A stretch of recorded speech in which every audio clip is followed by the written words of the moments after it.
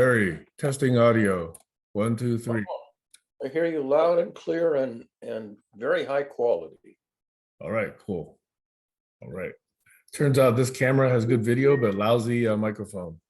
So the microphone. Here's a reminder. Start Zoom session. This computer, you said computer. Yeah, actually, that was a standard reminder. Sam, Oh, here's a reminder. Start Zoom session. I did. Anyway, the microphone is off of my laptop, so that seems Yeah. to be okay. yeah. You might check to see if other people have complained about the quality of the mic on that model of webcam, because if it really is a poorly designed one, you might, it's a long shot, but they might upgrade it and give you a rebate or something. Yeah, it's worth trying. Although I got it used. I got this for Oh, 15 bucks. well, then maybe it's an old model and It's If it actually was one of the current- newer models. It's actually a newer version of a Logitech camera. really, Yeah. because back when I was working at Bell Labs, if I would get a new product and I discovered a poor performance issue, if I could accurately diagnose the problem, I would contact the design engineer and tell them about it. And they were very grateful for this early feedback. And then once I think the guy even sent me a brand new replacement model, just Yeah, that's for good. the courtesy of calling him up and telling him what I had discovered. That's great. Good companies will do that. Yeah, and Logitech, I think, is considered a pretty good company. I don't know any Yeah. issues with them. Yeah, when I did a startup way back decades ago, I hired a VP of marketing, and I hired him out of Logitech. Ah, there you go. Yeah, This is 1993. yeah. Of course, nowadays I hardly ever buy anything or have access to anything that's fresh on the market. I'm usually futzing around with really, really old stuff that I'm putting back into useful service after it's considered obsolescent. Yeah, that Mac that you're using, I remember you saying it's pretty old, right? The one I'm on this morning, the one that's in the upstairs room, is I think a 2006, very first a model of the Mac Pro, desktop machine. Downstairs in the kitchen, I've got a much newer, I think a 2012 iMac. But when it's not hot upstairs, which is lovely today, and I have two monitors on this machine, I'd rather be up here on an older machine with two monitors than on a newer, faster machine with just one monitor, sitting in an uncomfortable kitchen table chair. In fact, I think I have an iMac also, but it's newer than yours. Mine is 2013. Yeah. And Yeah, this one, when the guy who owned it was always buying the newest models, and he would eventually want to retire the old models. And when he moved out of state, he didn't want to schlep his older machine. So he just gave me this iMac and he completely erased it. So when I powered it up, it wanted to reinstall the operating system off the network. Yep. And it installed, I think, I'm forgetting the name of it, but it's like a version from 2007 or 8 or something. I can't remember the name of it. It was before El Capitan. That's how far back it went. Sure. And But I was able to upgrade it all the way to, I don't know, forget the, 10.15, I think upgraded it to. I think it came with 10.8 or 10.9, and I was upgraded all the way to the highest version that particular CPU would support. Yep. Straight away. And it's a really nice machine. Yeah. And I could hook up a second monitor. I mean, it has ports for additional monitors. It's just that on the kitchen table, I would have to either buy a different monitor or take this one downstairs or simply move that machine up here. But I don't want to do that because my upstairs air conditioner doesn't work. So middle of the summer, I don't use this when it gets above about 79 degrees. Yep. Yep. All right, cool.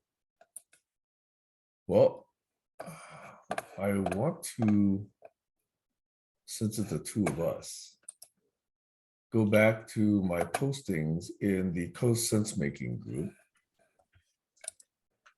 Hang on a second.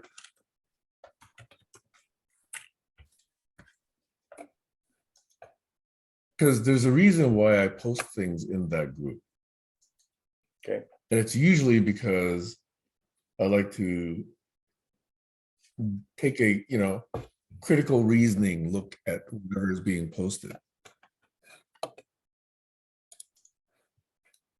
Let's see if I can bring it up here.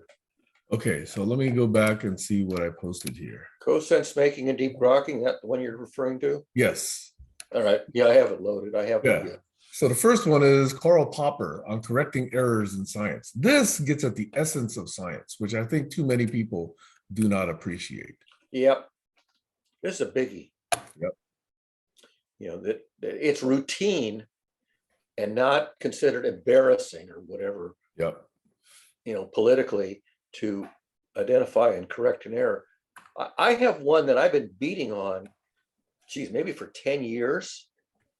And I've gotten professionals in the field to acknowledge that I've made a point, but none of the professionals have independently confirmed my analysis. And the analysis is one that you may have heard of. There was a relatively well-known physicist. He was unknown at the time he did his work, which is 1964. But he derived a famous inequality in quantum mechanics. And there was no way to test it at the time, so it was sort of ignored. In fact, it was published in a journal that only lasted for 1 year before the journal folded. So his article was sort of obscure. And then finally, 20 years later, it became possible to test his inequality that he was making prediction. And it turned out his inequality, his prediction was incorrect. That experimental measurements proved that his derivation was not a correct derivation or a correct model. And the conclusion that people drew, and it really is an unwarranted conclusion, but it was the popular conclusion, is in quantum mechanics, there are no hidden variables at all. They simply can't exist. And I found that being, doing state space analysis and state variables and things like that, how can you rule out the existence of state variables just because his prediction doesn't come true in reality? And I kind of bundled. I said, okay, if he makes a set of assumptions and an assumed model, and he makes a prediction, the prediction comes true, then the model's wrong. That's what Feynman says. The model's wrong. So I said, okay, so what's wrong with his model? And people couldn't find anything wrong with his model. At least they couldn't point out anything wrong with it. Until there was an Irish physicist who doesn't reveal his real name. He goes by Muon Ray as his YouTube channel name. And so maybe his Ray is his real name. I don't know, but he goes by Muon Ray. And he put me on to a notion.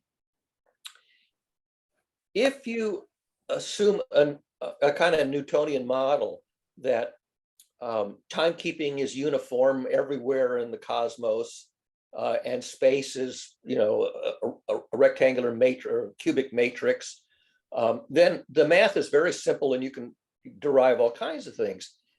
And you can even do things if you advance to special relativity, which is an inertial frame of reference. You can still say that within an inertial frame of reference, timekeeping is in that inertial frame of reference.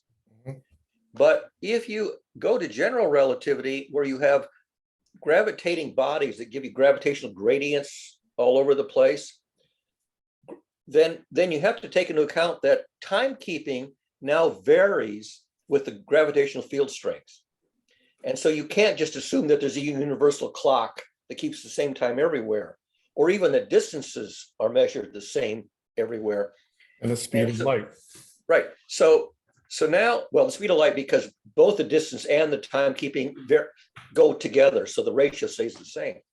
So if you want to do the kind of math that was done in 1964 in a non-inertial frame of reference under general relativity, you have to do something called gravitational path integrals. You're going to integrate something over a path. you have to take into account the gravitational field strength along the path. If you assume that the gravitational field strength is uniform and you leave that out, then you're not going to get a right prediction. So I worked on that and I said, that's what's wrong with John Stuart Bell's derivation.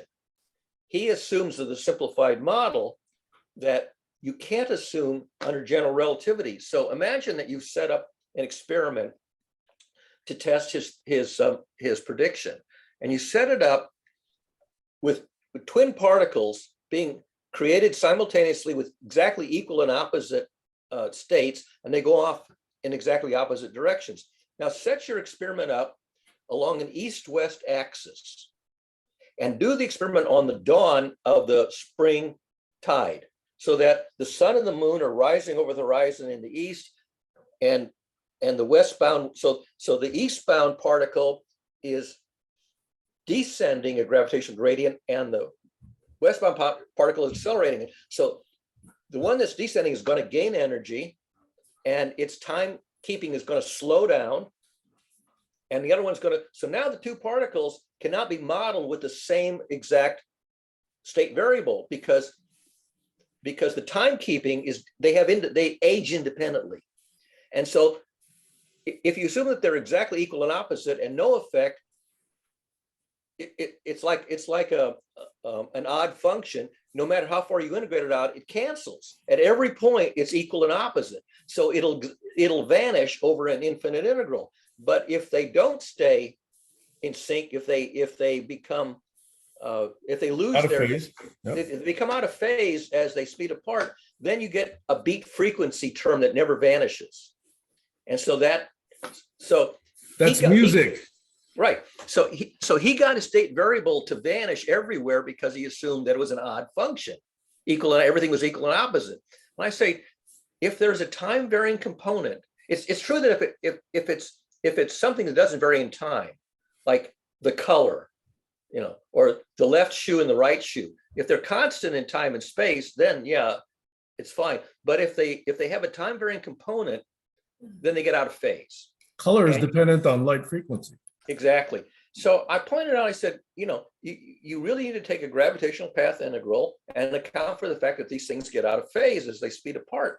And when I point that out to people who do these general physics educational videos on YouTube, I point this out when they get to Bell's inequality. And people, one or two people say, that's a very interesting observation. And then it ends. And nobody goes back and says, the reason Bell's inequality makes a bad prediction is he made a simplifying assumption that's untenable in the real world, because here we are on the surface of the Earth. Right. You've got magnetic fields from the Earth and gravitational gradients because of the sun and the moon, and the Earth itself isn't uniform density, uniform sphere. And if you don't take that into account, you're going to make a prediction that overlooks phase differences. And that exactly would explain the outcome of the experiment, why you don't get the predicted value. You get something else that varies with a kind of a very small sinusoidal perturbation. And that's where you say the model is broken. Exactly. Single assumption. Exactly. But if you're not identifying it and you're not able to see the entire model, which you never will, okay, because there's always some presumptions and assumptions, then you make these false statements, false claims. Exactly. So for the record, sorry, go ahead. I just going to say, I went back and I read the paper because it's only like, I don't know, 5 pages long. And he has a paragraph where he gives his assumptions. And like there's 1 or 2 sentences where he very clearly states what his assumptions are. You can see you've made a simplifying assumption here, which you don't explain it. You say it's simply there. It's a tacit assumption. And it's if you don't think about general relativity and time dilation, you would never say, duh, you can't make that simplifying assumption. And if you, without that, you can't do the integration where the state variable vanishes. Now, to my mind, that's not complicated math. And yet I can't find any professional who's sort of knowledgeable in the field who will stand up and say, Barry Court has pointed this out. And by the way, another guy pointed out to me 10 years ago in a discussion, on YouTube. He said, if you assume that a universal atomic clock, that timekeeping is universal everywhere, then the derivation is fine. And that's what put me onto, that's the defect. You can't assume, like Newton did, that timekeeping is uniform everywhere and every when. And the reason why is mainly because of gravity. So that is one of the big presumptions in science, is that throughout the universe, conditions are quote unquote more or less the same. Yeah. Governed And by the same principles. In fact, gravitational time dilation was predicted, from the 1915 theory.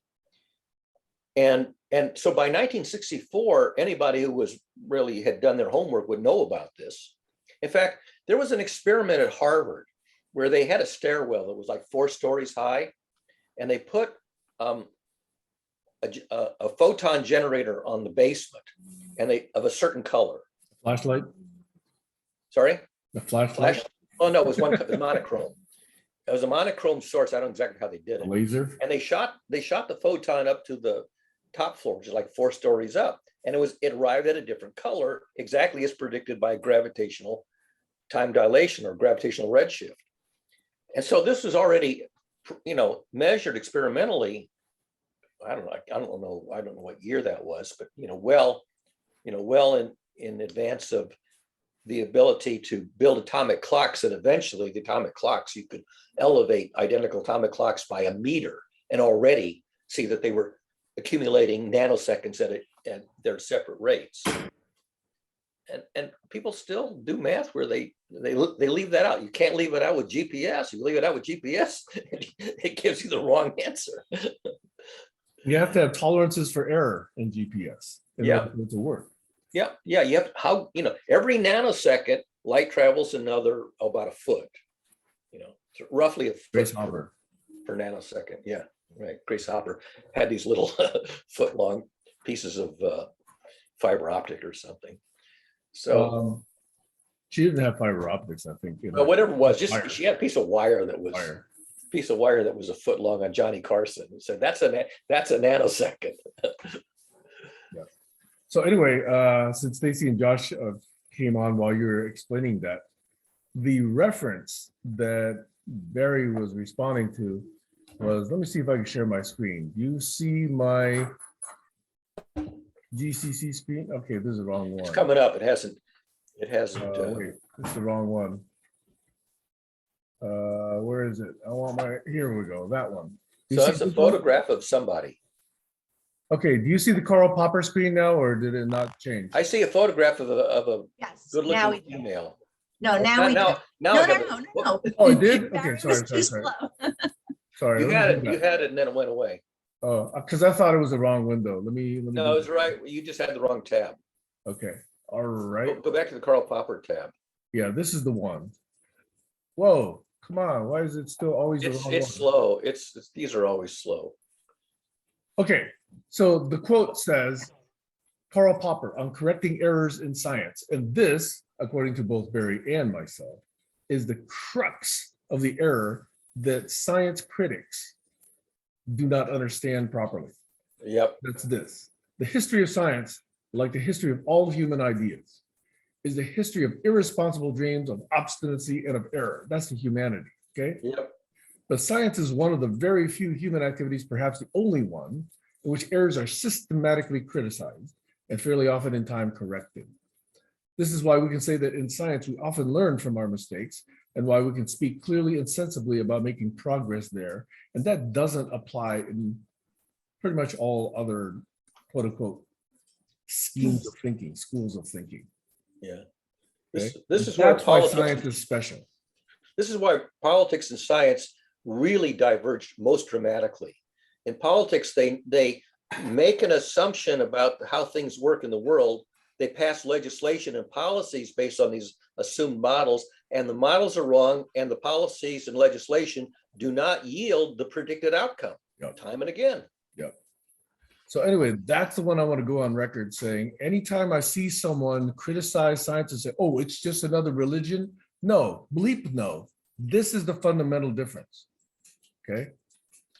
But there are scientists who do not adhere to the protocols religiously, to use, or piously. Don't use that That is, word. that is, Diligently. they subtly, diligently, conscientiously is the right word here. Right. They depart from the protocols in subtle but substantive ways, and they get the wrong results, and they can't figure out where they went awry, where they veered off course. Yes. And go ahead, Stacy. Yeah, I also want to point out that he says, and fairly often in time corrected. Yes. Yeah. And that's an important part too, because so like Barry just told the story, how he gave this whole explanation and still it wasn't picked up on. And that happens a lot in science, not as much as in other disciplines, but the reason I think it's important in science, because I've noticed that a lot of times people are very closed-minded in science to certain things that can't be seen. Okay. So I agree with you, Stacy, but that in itself is the humanity of science. And that happens in every other domain. The key is that the reason he says fairly often is it does take time. So at any given time, not 100% of those false ideas have been shown or have been corrected. So at any given time, there's still some backlog of ideas that still hold sway, that still remain to be corrected. Right, but my point is it's still important to question. Yes, that's right. And that's the fundamental task in science, is to question. But the problem is, where else do you get to do that in a systematic fashion and actually be part of the practice of whatever it is that you're doing? Yeah, no, I agree with you. I agree with you about the merits of science. What I'm saying is that even when it comes to science, we have to look at the way the questions are posed in the first place, and what the questions are. Yeah. There's the creativity. Posing good questions is the creativity. Exactly. I think one of the most famous classical examples goes with the study of the process of combustion. They were studying combustion, a few hundred years ago, and at the time they didn't know about the element of oxygen, and not yet been discovered. And so Antoine Lavoisier and his wife were doing experiments on combustion, capturing all the products of combustion, including the gases. And at that point, there was an incorrect theory called the phlogiston theory. That fuels that burn had the substance, this imaginary substance called phlogiston, which is going to be turned into heat energy upon combustion. And when Lavoisier did his experiments capturing all the ash and the gases, he ended up discovering that the gases that came off, the fumes that came off, had a lot of mass in it. And he worked out that the mass, it was basically the carbon dioxide and the water vapor. Okay, so he and Joseph Priestley jointly were given credit for discovering oxygen. But Joseph and Lavoisier had the oxidation reaction. He worked out the oxidation reaction correctly. Joseph Priestley clung to the phlogiston theory to his dying day. And if you work out the mass of phlogiston, it has a negative mass, and the negative mass of phlogiston equals the positive mass of oxygen. Because that's what was missing from the fuel. You brought the oxygen from the atmosphere, and that made the combustion products have more mass. Yep. For reasons that just, Priestley clung to the phlogiston theory to his dying day, even though he gets credit for half the credit for discovering oxygen. Yep. So, and similar thing happened in cold fusion. And that was another one that I dove into and found the diehard believers of cold fusion were departing from the protocols of the scientific method in just gobsmacking ways that just blew my mind, how far they were departing from the protocols of the scientific method. Too bad. It'd be nice to have cold fusion. Yeah.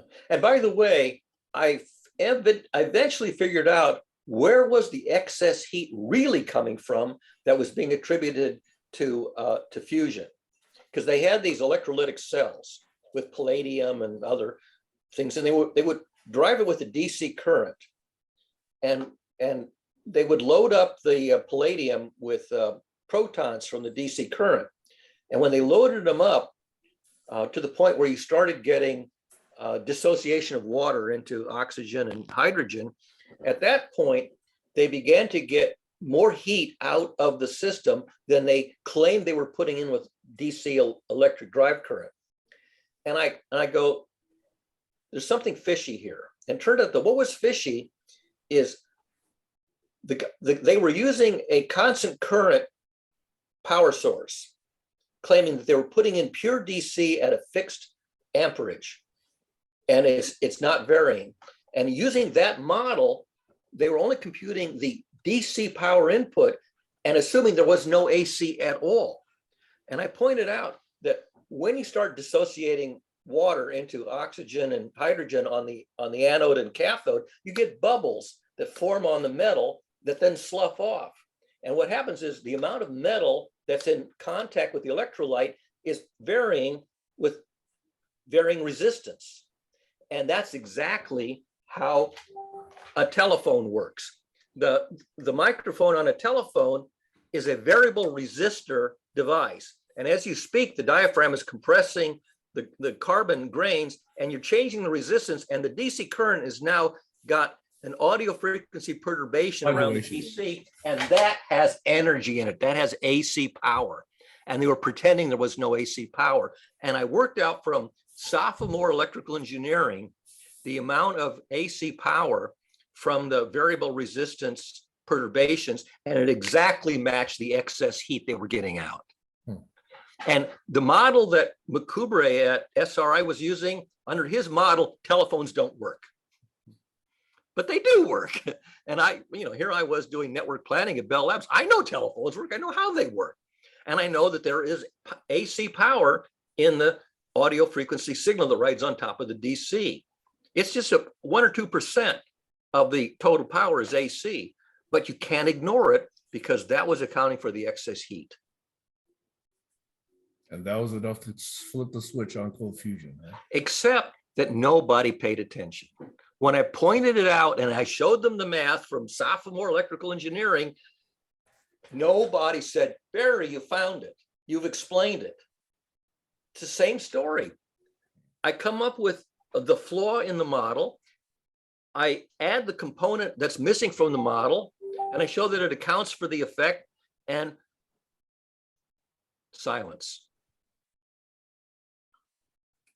And here's the irony. Makubre at SRI, he had a funder funding his research. You know who is funding his research? The Electric Power Research Institute, EPRI. How does the electric company make their money? By measuring AC power, because that's what they're selling. They know how to measure AC power. And here he writes a paper in which he says there's no AC going into our direct current drive electrolytic cells. And Alexander Graham Bell's very first telephone, it had a horizontal diaphragm, and dangling from the center of the diaphragm was a wire with a piece of metal going into a cup of acid. And as the diaphragm vibrated up and down with the speech, the amount of surface area in contact with the electrolyte went up and down, giving him the variable resistance. And that's how he got the AC signal that could transmit down the line to the receiver in the next room. And there is power in that. So the very first telephone in 1875 already was using this phenomenon. Yeah, that's how they modulate the signal. Exactly. You're modulating the DC with a very small modulation, but it was enough to be able to send an audio signal that you could hear in the headphones. And it has power in it. And the whole thing of telephony is you want to maintain the power above the ambient noise on the line. Otherwise, you can't hear it. So it's buried in the hiss. And if you were to put a VU meter across one of those electrolytic cells in cold fusion, you would hear the snap, crackle, pop, and hiss of the noise caused by the variable resistance with the bubbling of the electrolyte being dissociated. Barry, sounds like you had your coffee this morning. Anyway, I wanted to bring it back to this meme, which is the reason I wanted to start with this, in that almost tongue in cheek, I was saying, is there another system of thinking or human activity which allows one to say we learn from our mistakes, where we can actually talk about making progress, right? And you said correctly, I believe, politics is not. It's a polar opposite. Right. I would say, just for completeness sake, religion is not. It's a polar opposite. Thank you. Thanks. But I did pose the question, meditation, does it fall into this category? Does it actually allow us over time to correct our misunderstandings and to learn from our mistakes? So I want to pose that as a question. For people who are really good analytic thinkers, yes, but there aren't very many people who are good analytic thinkers. I'm talking about meditators. Yeah, in meditation, another word for meditation is soul searching. So if you have a misadventure in life and things go awry in an unexpected way, if a breach of expectations, one thing you can do is you can go into soul searching. What the hell went haywire in that drama in life that I didn't appreciate? And if you do really good soul searching, which is not very common, you'll gain an insight.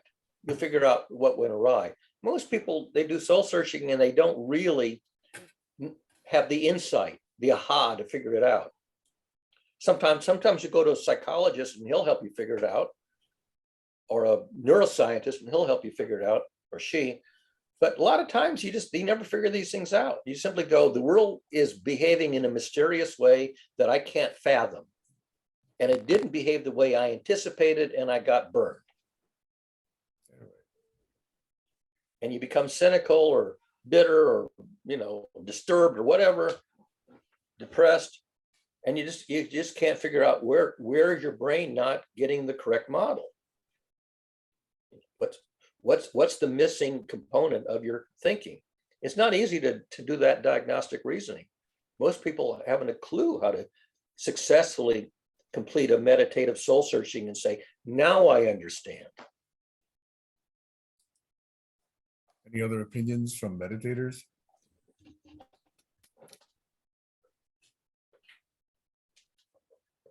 People just say, well, it is what it is. I don't know what it is, but it is. Just, suffer through it and, I don't ever want to say that again. That phrase, it is what it is what it is. I don't ever want to use that. People used to say that all the time. Well, They I don't know still what do. it is, but it is what it is.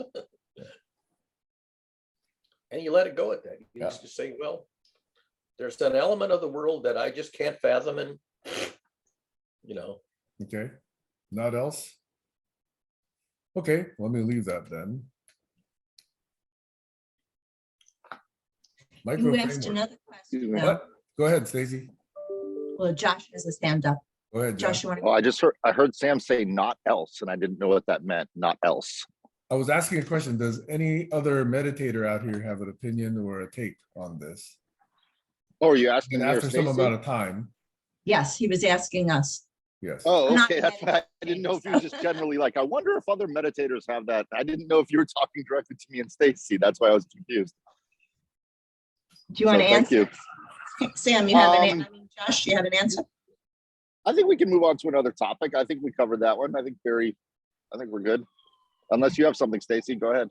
Well, I'm not a meditator, so I'm not going to answer that question. But the beginning part of your question was, is there another activity that we do that we learn from? And I immediately thought of cooking, because cooking is one thing that you do learn and you apply it the next time. And because there's a self-interest there. Mhm. That's what I think that's the reason. There's a self-interest. There's nothing emotionally that pulls you away. There's nothing that says, no, I'm going to try it again with this much salt because this time it might be different. So that's Right. science right there, Stacy. That's kitchen chemistry. I have a scientific mind, I told you.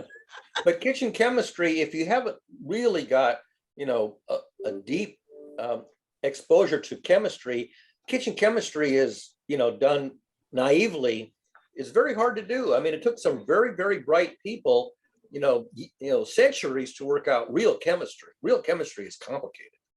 Well, And it kitchen takes, chemistry is no less complicated than industrial chemistry. right, but it takes curiosity, it takes adventure. Alton know. Brown used to explain the chemistry, the food chemistry behind the recipes. He would spend more time explaining the chemistry than showing you the recipe. Yeah. And that I like. I like people who explain that. Exactly. About caramelization, about browning, about searing, about, transforms in the meat, and the fat, that's all really fascinating. Yeah. And how flavors mix. I mean, another example, I've been binge watching old Columbo episodes. And, Columbo gets all this clues, including bogus clues that, falsely planted clues. And he would say, I couldn't sleep last night. Something was bothering me. He's meditating all night. And, finally, 90 minutes later in the episode, he finally puts two and two together and throws away the noise, and he gets the model that's correct. But he's always struggling to make sense out of stuff that doesn't add up, that the pieces don't all fit into one neat One picture. last thing. Yeah, one more thing. Yeah, but You say figuring out. he classified those documents that were planted there? Right. Yeah, that was funny. Yeah, Josh is here. so Trump is like the villain in Columbo. He's presenting false theories, misleading theories to explain, the evidence, and of course they're transparent. Now in Columbo, they're not transparent. Right. There's a whole trope of the Columbo proposing a theory of the crime, and then the real criminal countering it with some other possible explanation. And poor Columbo has to figure out what's the noise that to throw away, and what's the subtle detail that nobody else noticed. That's the convincing detail. And every episode has the same basic, model. The detail that everybody overlooks, and the obvious things which are misleading. Thanks, Barry. Josh has his hand up. Actually, Barry just put a thought in my head that maybe Trump has his own science, because after he misleads you, then he goes, but maybe I'm telling the truth, but maybe it's another way, or maybe you're an idiot, or maybe like he just throws out enough conjectures to confuse everyone, which is basic con man science. It's really good con man science. Yeah. Exactly. Yeah. And people con themselves. I mean, Feynman pointed this out. He says, when you're a scientist, you have to make sure you're not fooling yourself, and you're the easiest person to fool. Yeah. And this is what I find in these misconceptions, this errors in science, where the person has fooled themselves and hasn't figured out how they fooled themselves. That's actually how I found science, Barry. I was seeing a ghost appear to me when I was 11 years old in my bedroom. And some nights the ghost would shimmer on the wall and appear, and I would get freaked out and just put my covers over, like, okay, I didn't see that. That didn't happen. That's in my mind. That's not real. Go to bed, Josh. You're fucking tripping out. You're good. Right. And then I'd go to bed the next night waiting for the ghost to appear, and it wouldn't appear. And then a week later, the ghost came back, and I was trying to, like, am I going crazy? And then I found out that the light across the street was hitting a window, reflecting back into my window, hitting the little metal part that was on my boombox, and it was reflecting, shimmering when I guess someone would walk by or something. Right. And it was creating the ghost. And once I figured that out, I said, oh, you know what? I'm making this up in my mind. This is just like, but if I hadn't figured out where the source was coming from, I'd still believe in that ghost, and that was real. Yeah, finding the perturbation, finding the true source of the perturbation. The perturbation analysis is a very powerful technique. The French mathematician Henri Poincaré really spent a lot of time studying perturbations. And I was always impressed by this attention to very small things that can generate a visible effect that's a perturbation that otherwise you wouldn't be able to explain where it came from. And I had my hand up for a different reason, was just to ask the question, is science a protocol that we follow? And thus in cooking or in any kind of protocol, if it's adhered to in a method that creates logical thinking and can be observed by others is everything. I mean, to me, everything in the world is science. That's just my own personal belief in terms of protocols.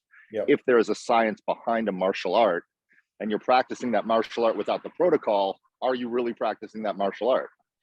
Yeah, sports medicine has really come a long way to optimize the performance of the human body in an athletic setting so that you don't overstress the body and, get sprains or muscle strains or whatever, or understress it and not get the optimum performance. So getting the optimum performance out of a human body, that's a science. And it's become a very precision modern science. I would struggle to understand that everything is science, though, because not everybody actually does question what they think and what they believe. Correct.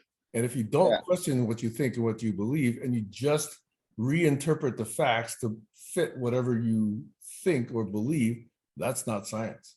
Exactly. Beating on the world, so make the world agree with your mental model, or beating on your mental model to make it conform to the observations of the real world. And being able to take observations accurately, reliably, and without distortion, and then forming a mental model that's consistent with it, that is no easy task. It requires a lot of imagination, and oftentimes the imagination involves a real serious applied mathematics, because you got to find out the relationships with some precision. And to do that, you've got to form mathematical models that you can then test.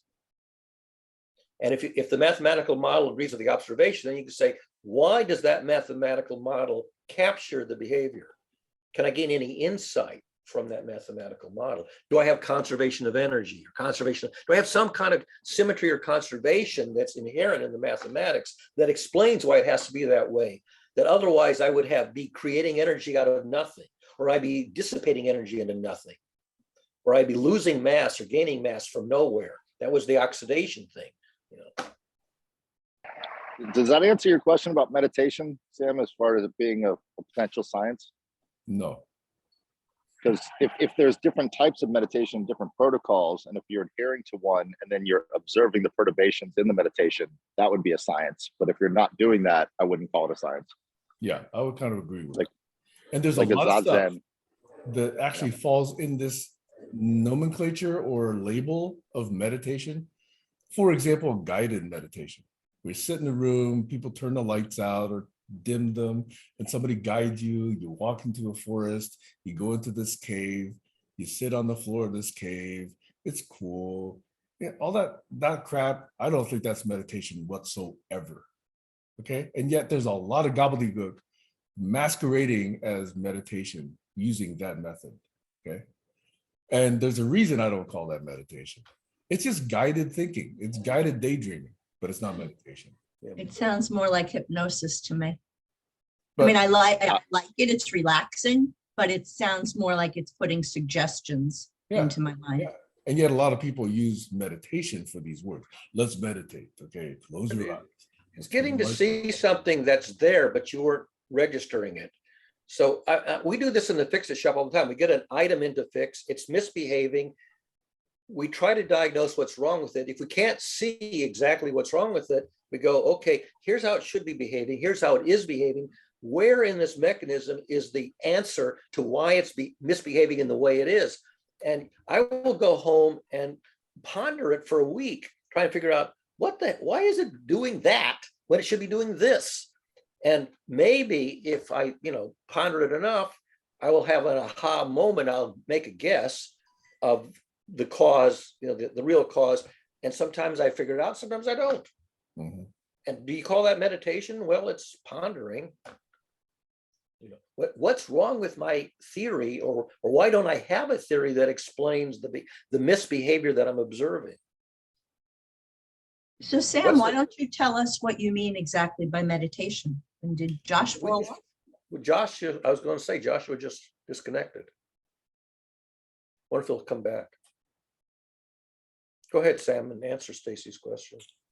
My view of meditation is allowing relaxation to take place so that there's as little active signal as possible. In other words, there's not active generation of thought, of action, of feeling, of anything.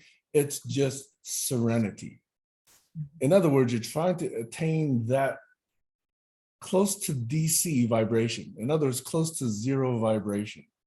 Right. So that, like a very sensitive antenna, you are now receptive to the entire universe. Every signal now impinges upon you because you are so sensitive, because you're not actively creating stuff that's just rippling in your brain. Your brain is calm and ready to receive. To me, that's the ultimate for meditation. It's clearly impossible to attain because there are rhythms and cycles in our bodies and in our brains that just have to take place. Otherwise, we die. So Sam, so I get that through dance. Would you consider that meditation?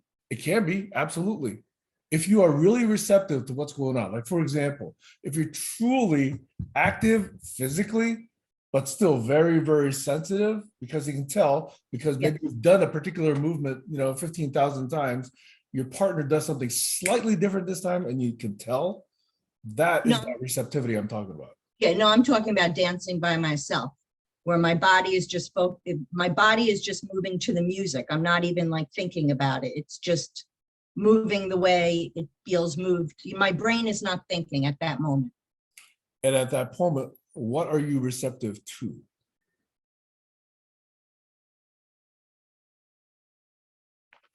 Nothing, I think. I mean, I don't know.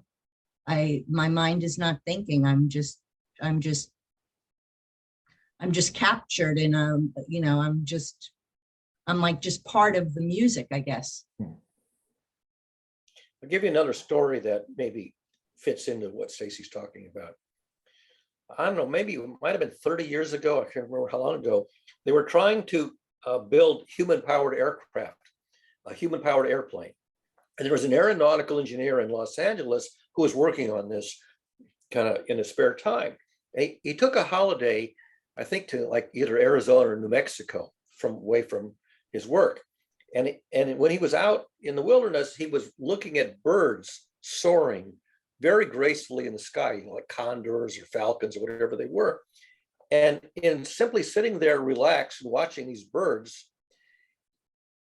an idea came to him about how the birds could power themselves with minimum expenditure of energy and stay aloft. And the insight that he got just sitting there watching these birds paid off, and he went back and he finished the design, the aeronautical design of the Gossamer Condor, which was the very first human-powered aircraft. It flew a very small figure eight, but it did the initial test of a human-powered airplane. And whatever the insight was, and maybe it's somewhere in the literature, he discloses exactly the detail, but he got some insight just by watching birds on vacation.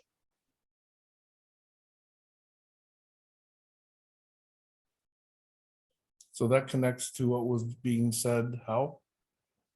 Well, it's like the dance, because here's the thing he noticed. Most airplanes which have propellers spin very fast, and they have a certain bite, certain pitch of the blade, and they spin at a certain speed. And there is a mathematical model of airplane wings and propellers, and there's a statistic called the Reynolds number, which is the number that determines the efficiency of this thing. And he thought, what if I make a very, very slow turning propeller, more like a Dutch windmill, of a certain length and a certain pitch? And so he developed a mathematical model with a Reynolds number that was orders of magnitude different from conventional Reynolds numbers of conventional propeller-driven aircraft, spun very slowly with a very wide propeller at a very carefully calculated pitch angle. And he was able to reduce the energy that went into the propeller, the energy that's lost in drag, and maintain the forward drive motion with a very unconventional propeller that went practically, it's like the big windmills you see, the electrical, they turn very slowly, maybe one revolution per second or something. And that's how he got the insight. Turn the mathematical model practically upside down to the opposite end of the spectrum. And he got that by watching, how the birds were very, very slowly. They're hardly flapping their wings at all.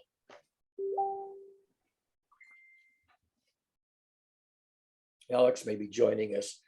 He lost the time and or the coordinates to join. So if that's the case, then yes, I would actually say that meditative state of observing birds and not active thinking, just being receptive.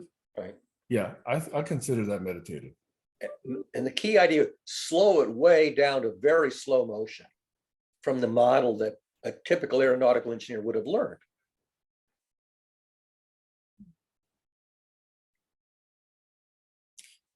And so what I was alluding to is that a system of activity that allows one to learn from mistakes and to, correct errors in thinking. Yeah. Well, he just had a model that required more than human energy, because your classical gasoline engine driving propeller is using up an enormous amount of power to turn at a very high speed, and no human or bird could flap at that high rate, that very high rate of motion. So he had to go way back to the other end of the model where there weren't any tables. Nobody did aeronautical engineering at those energy levels or speeds or in that range of the model. So he was way outside of the standard textbook tables. He had to go back to first principles and recompute it from fundamental principles. I think part of the problem, though, in things other than science is that it's difficult to control for the variables. I mean, you can't isolate conditions, and also accurate feedback is not always easy to get because people don't give accurate feedback for their own personal reasons. Right. Bearing accurate witness is an idea as old as Genesis, or maybe I take it back as Exodus. Bearing accurate witness is a very, very powerful strategy, and most people don't do it. They either intentionally don't bear accurate witness, or they unintentionally don't bear complete accurate witness. They can only get part of it. And then the feedback control theory, getting an accurate state measurement is absolutely essential. If you feed the control system incorrect observations, and the control system is not going to work. And so bearing accurate witness is a very profound idea, and it's already there in Exodus. I want to modify my claim on meditation as you guys have been interacting, because it allows me to think that meditation allows for that receptivity, but the follow-up on that activity to sort of really take that idea about the wings and to really experiment with propeller design, that part is not meditation. Right. But both together enhances the scientific practice. Yeah. Paul McCready is the guy's name. McCready, R-E-A-D-Y. You can look it up. There's a very nice little story about how he had the bright idea that led him to design the Gossamer Condor that really could support human-powered flight, and how he made the breakthrough. And that's pretty common. The benzene ring story, where he dreams of the snake eating its tail. So I solved problems in my sleep. The hardest problems I ever solved, I solved in my sleep. That's what Einstein says too. Yep. Not a lot of them, maybe, I don't know, 3 or 4 really challenging problems that, That's enough. kept mulling Most over in people my don't even do head. that much. I even remember one take-home final exam at Stanford in graduate school. I was working on the problem. I was just exhausted. I went to bed. At 3 o'clock in the morning, the solution hit me. I got up and I wrote down a few notes, and then the next morning I finished and was correct. I've had at least 3 or 4 episodes where the aha came in my dream sleep at 3 o'clock in the morning. Yep. So I bring up this one. I'm skipping the micro frameworks one because I think that is a much bigger discussion. But this one is related to the first one about why we seem to believe what we prefer to be true rather than truly think scientifically. This is my answer to Josh. about whether or not all activities are scientific. In fact, I think most activities are not scientific. You know, It's easy to invent a theory that's wrong. It's hard to invent a theory that pans out. Can I I think- just push back on the we? sure. I just want to say that may be true for most people, but not everybody is like that. There are some people that are, I mean, yeah, there are some people that are constantly questioning even themselves. Yep. Yep. Linus Pauling estimated that 19 out of 20 ideas fall by the wayside, and 1 idea out of 20 survives the rigors of the test and holds up. And he was one of the ones who was working on the structure of proteins and DNA. Linus Pauling thought it was an alpha helix. It hadn't occurred to him to consider a double helix, and so he lost. He thought that the alpha helix was going to be the model that worked. Turned out the double helix was the correct architecture of the genome. So he was close. It was a helix, but it was a 2-stranded helix, not a 1-stranded one.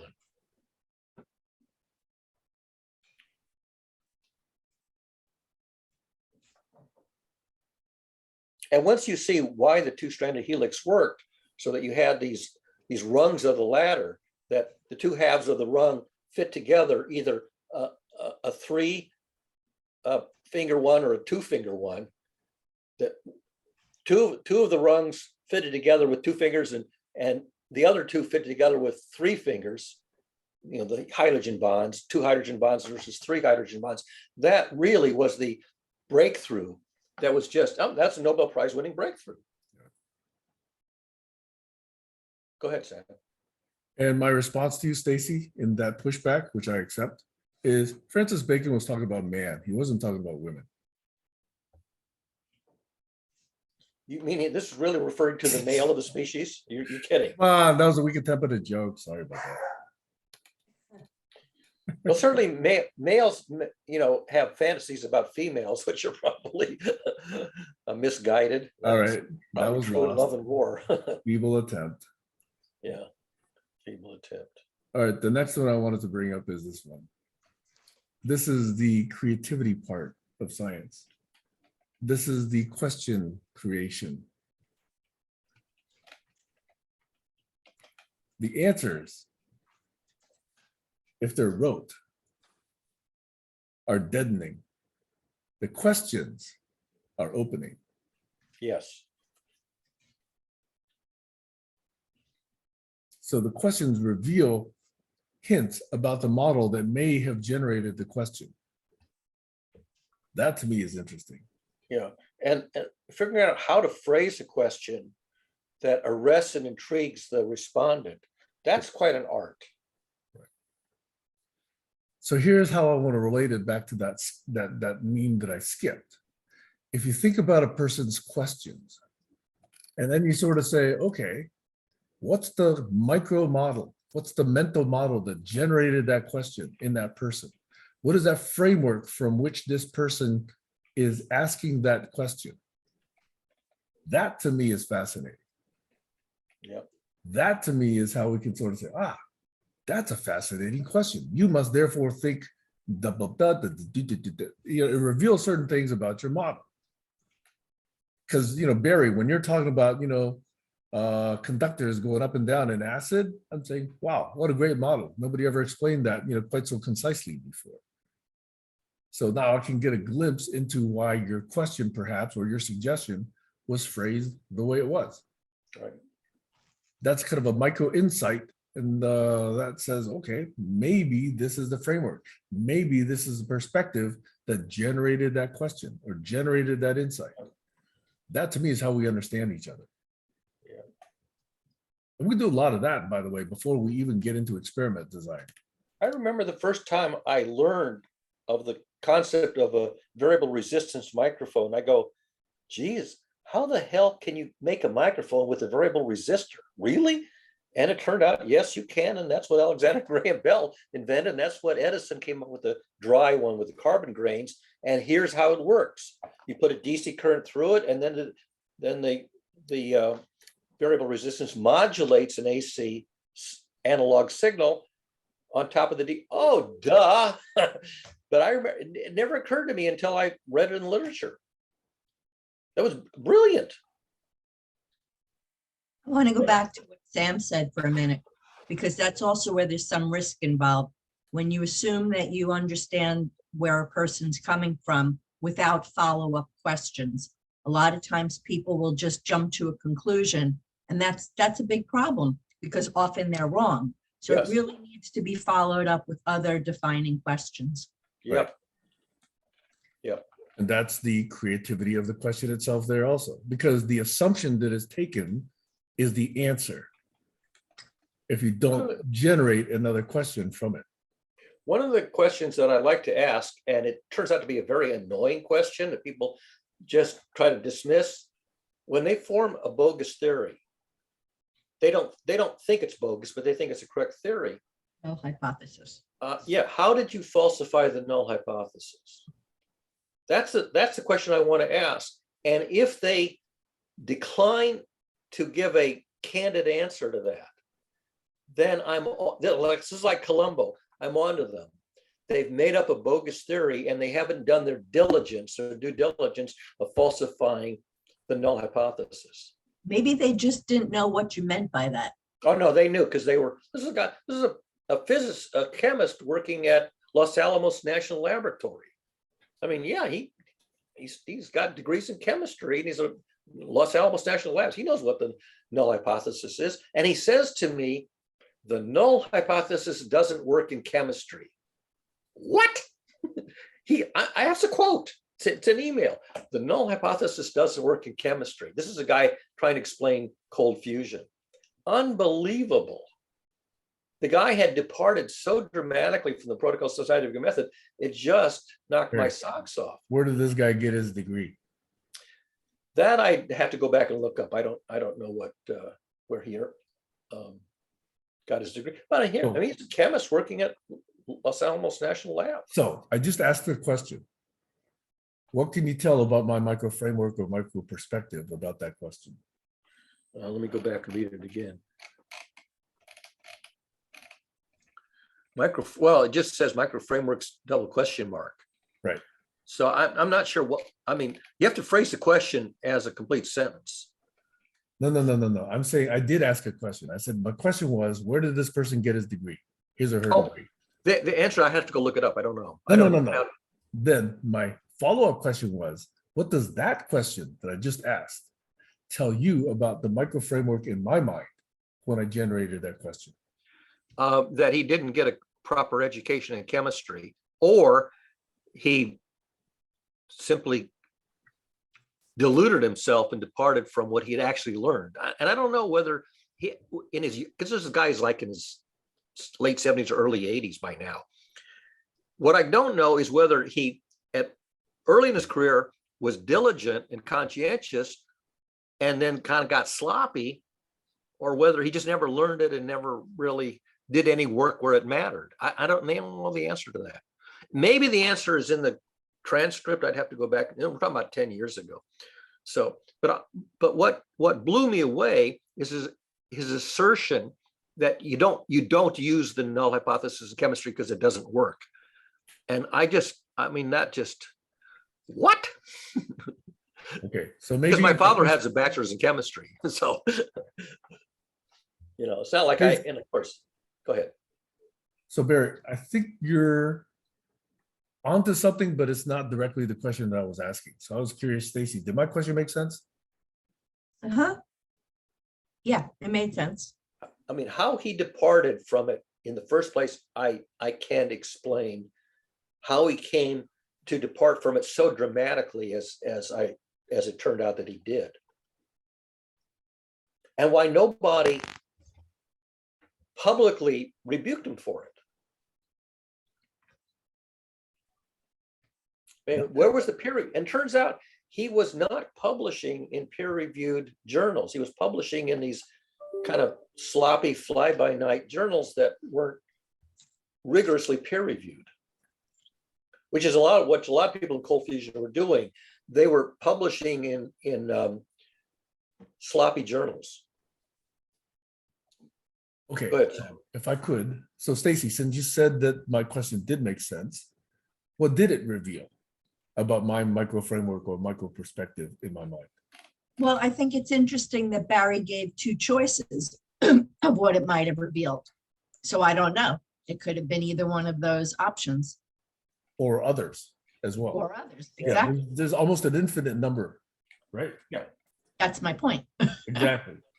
I mean, the fact that he I'm had agreeing walked with you, away, Stacy. the fact that he'd walked away from the protocols of scientific method was clear evidence he'd walked away from it.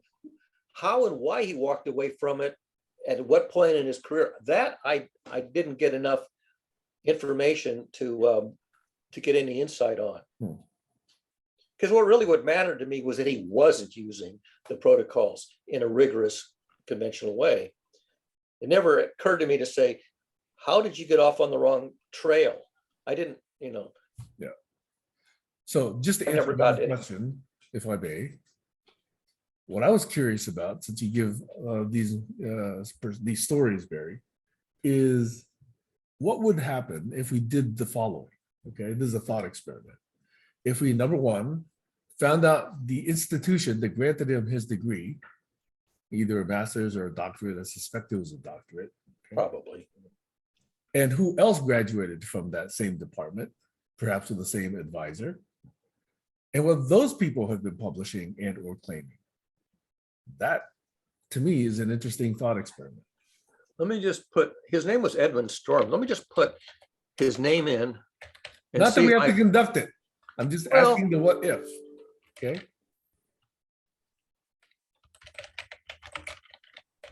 I doubt if Google will be able to answer this. We'll just find out. He's got a Wikipedia article. He's got a PhD. From, He worked at he was the sole proprietor of Kiva Labs after he retired. That I- bingo, see, you wanted venture capital. He's got the one publication that I knew about. And it doesn't, no, this Wikipedia article does not say where he got his degree. It's a very short article. It does Okay, not Barry. say, It was doesn't just say a where what he got if. his degree. It was just a It what just- if question. And Sam, just from your comment of, that he wanted venture capital, Mhm. all of a sudden in my mind, I'm like, maybe he's a con man too. Maybe, Well, he conned That's himself. what Barry is implying, He okay? conned himself. Yeah. No, but Barry's implying it in a way that he's not conscious of it. I'm Well- saying, maybe he didn't want to have that conversation with Barry because that was going to ruin his appearance. And he was on a mission to get this funding. Now, he wasn't going to get anybody to corroborate, because to corroborate, you'd have to run the experiment again. And if it was incorrect, nobody would come up with successful results. But I'm saying he might have just shot off a stupid remark in the moment, as of, like a defense might have gone up because now he's protecting his reputation.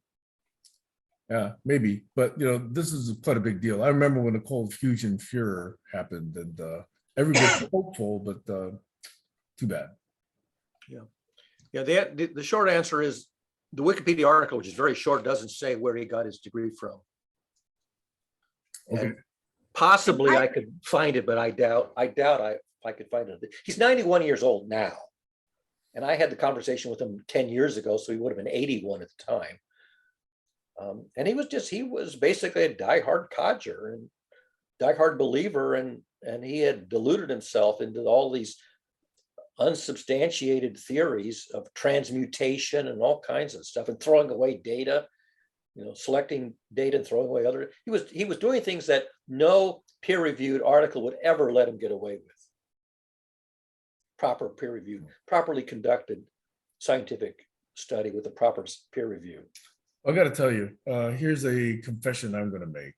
I got taken by one of these kind of con men, I believe. Okay, because I don't know, 5, 6, 7 years ago, a couple of guys, I forget who they were, I probably can't even trace them down anymore, claimed that they were so serious about the Tesla Tower that they really were collecting money to try and build one for real. Tesla Tower. There's one where you can actually generate electricity and then beam it, without wires and cables. Oh, Nikola Tesla, not Yes, yes, Elon Musk Tesla. yes, Okay. yes. So I Yeah. thought, hey, wild shot, but what the hell? So I give him, I don't know how much, $10, $100, I forget how much I gave him. Never heard from him again. When know? I grew up in Omaha, But I think he was- WW Radio was a 50,000 watt AM radio station. They had a tower that put out 50,000 watts of radio frequency energy, and you could drive a crystal radio with it. You could have no battery, just a crystal radio with a set of high impedance headphones, and you could listen to WW Radio because they were literally broadcasting the power that drive your radio. Now, it was a very small signal, barely enough to hear in a set of headphones, 50,000 watts. I mean, that's a lot of power. And It was would going cover- everywhere. Okay. So you can only collect this much of it, Right. with your Right, crystal. Yeah. So here I am, I don't know, maybe 10 miles from the transmitter. Omaha's not that big a town. And so this basically gives you the scale of what you would need. Now, enough power to drive a set of headphones is a minuscule amount of electricity compared to what I need to run my house. I can barely run a crystal radio with the 50,000 watt transmitter that's 5 miles away. Now, surely Tesla would have been able to do the math. The math isn't that hard, inverse square law and all that stuff. And in fact, in television, they intentionally used horizontally polarized radios so that they were only sending out a very thin sheet. They weren't sending out omnidirectional like you do with AM. They were sending out, all the energy was in essentially like a CD disc at ground level. And you would array your TV antenna with horizontal elements, and you would aim it at the tower. So all the energy was compressed down from a sphere to a plane. So that's called the gain of the antenna. And even so, you were lucky to get a decent television signal that didn't have noise in it or other stuff. And you could send it for, I don't know, 15 miles or something, 20 miles before you lost the signal strength. Anyway, I got taken by these guys. Yeah. it's But very- engineering mathematics, most people can't do the engineering mathematics. They basically got to take somebody's word for it. Well, look, it's easy to do the inverse square law. The question was, did Tesla figure something else out where he could actually do it more directionally, as you were describing with TV signals? Well, microwave towers in the telephone industry, you have the horn reflector antenna, which is essentially a cat's ear. So you send the microwave beam up a column, and then there is a parabolic reflector that sends the beam out, and the beam is collimated in a very narrow cone that doesn't disperse.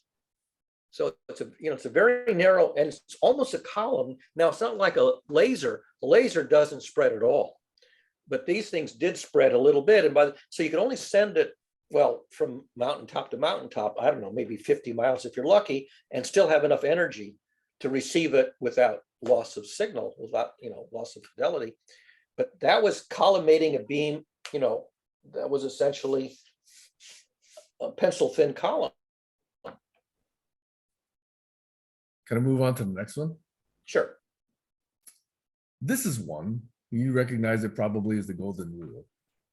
Yeah. I hear often a variation of it, which is do unto others as they would want done unto them. Yeah. That's the positive version. In other words, people don't what they want. assume that the other wants exactly what you want. Right? Isn't this golden rule a non-systemic way? I mean, in some senses, it's systemic in a sense that it's fair. Okay. But it's non-systemic in a way that assumes we all want the same thing. Yeah. Well, in marketing, it's give people what they want. PR and advertising give something that really isn't any real value. I'm going to give you a think it cynical is. twist on that one, Barry. No, Yeah. marketing is tell them what they want. Yes, that also make them want something that you can Create give a demand that they, them. Right. up till then, did not have. Right. Okay. So I'm not talking about that. Okay. I'm talking about this quote unquote simple rule in life about, do we really want to treat everyone as quote unquote the same, i.e., as I am, Do I want to assume that you're like me and then you want the same things? Like, for example, would I That's a- assume that you very much want a great pair of speakers sent to your house tomorrow? Okay. I mean, or do I say, hey, Barry, what do you want? And I then want send you to, I want to that. fix the misconceptions that permeate our culture. That's what I want. Yeah, that's what I'm And trying to very do few people myself. want that, and That's very why few we're people can give me talking, Barry. that. Okay, that's why we're talking. So Exactly. Stacy, what do you want? Should I give you what I want, which is a great set of speakers, or should I ask you what you want? Oh, I'm all for asking. I mean, I mean, that's the issue that I have in dating. When I'm on the phone with somebody or talking to somebody, they are willing to tell me everything. And they wind up leaving the conversation saying, oh, I never told anybody that, or I can't believe I told you. Then as soon as we're face to face, they shut down because people don't really want to tell you who they are. I Whether know what they're, Stacy wants. Stacy wants to be admitted to joining co-sense making and deep grokking. That's what she wants, because it says she has to join. Yes. And I don't think I have the administrative power to grant that. Do I? I don't think I'm Member an requests. administrator. Some Zero things are new member requests today. Let's see, what does it say? It just came up on my, Oh, there we go. It's not zero, it's one. Okay. So let me go back. what I don't know is whether I could have, oh, I can approve it, it says here. I do have the power to approve it. Oh, but you clicked it before I did. I just did.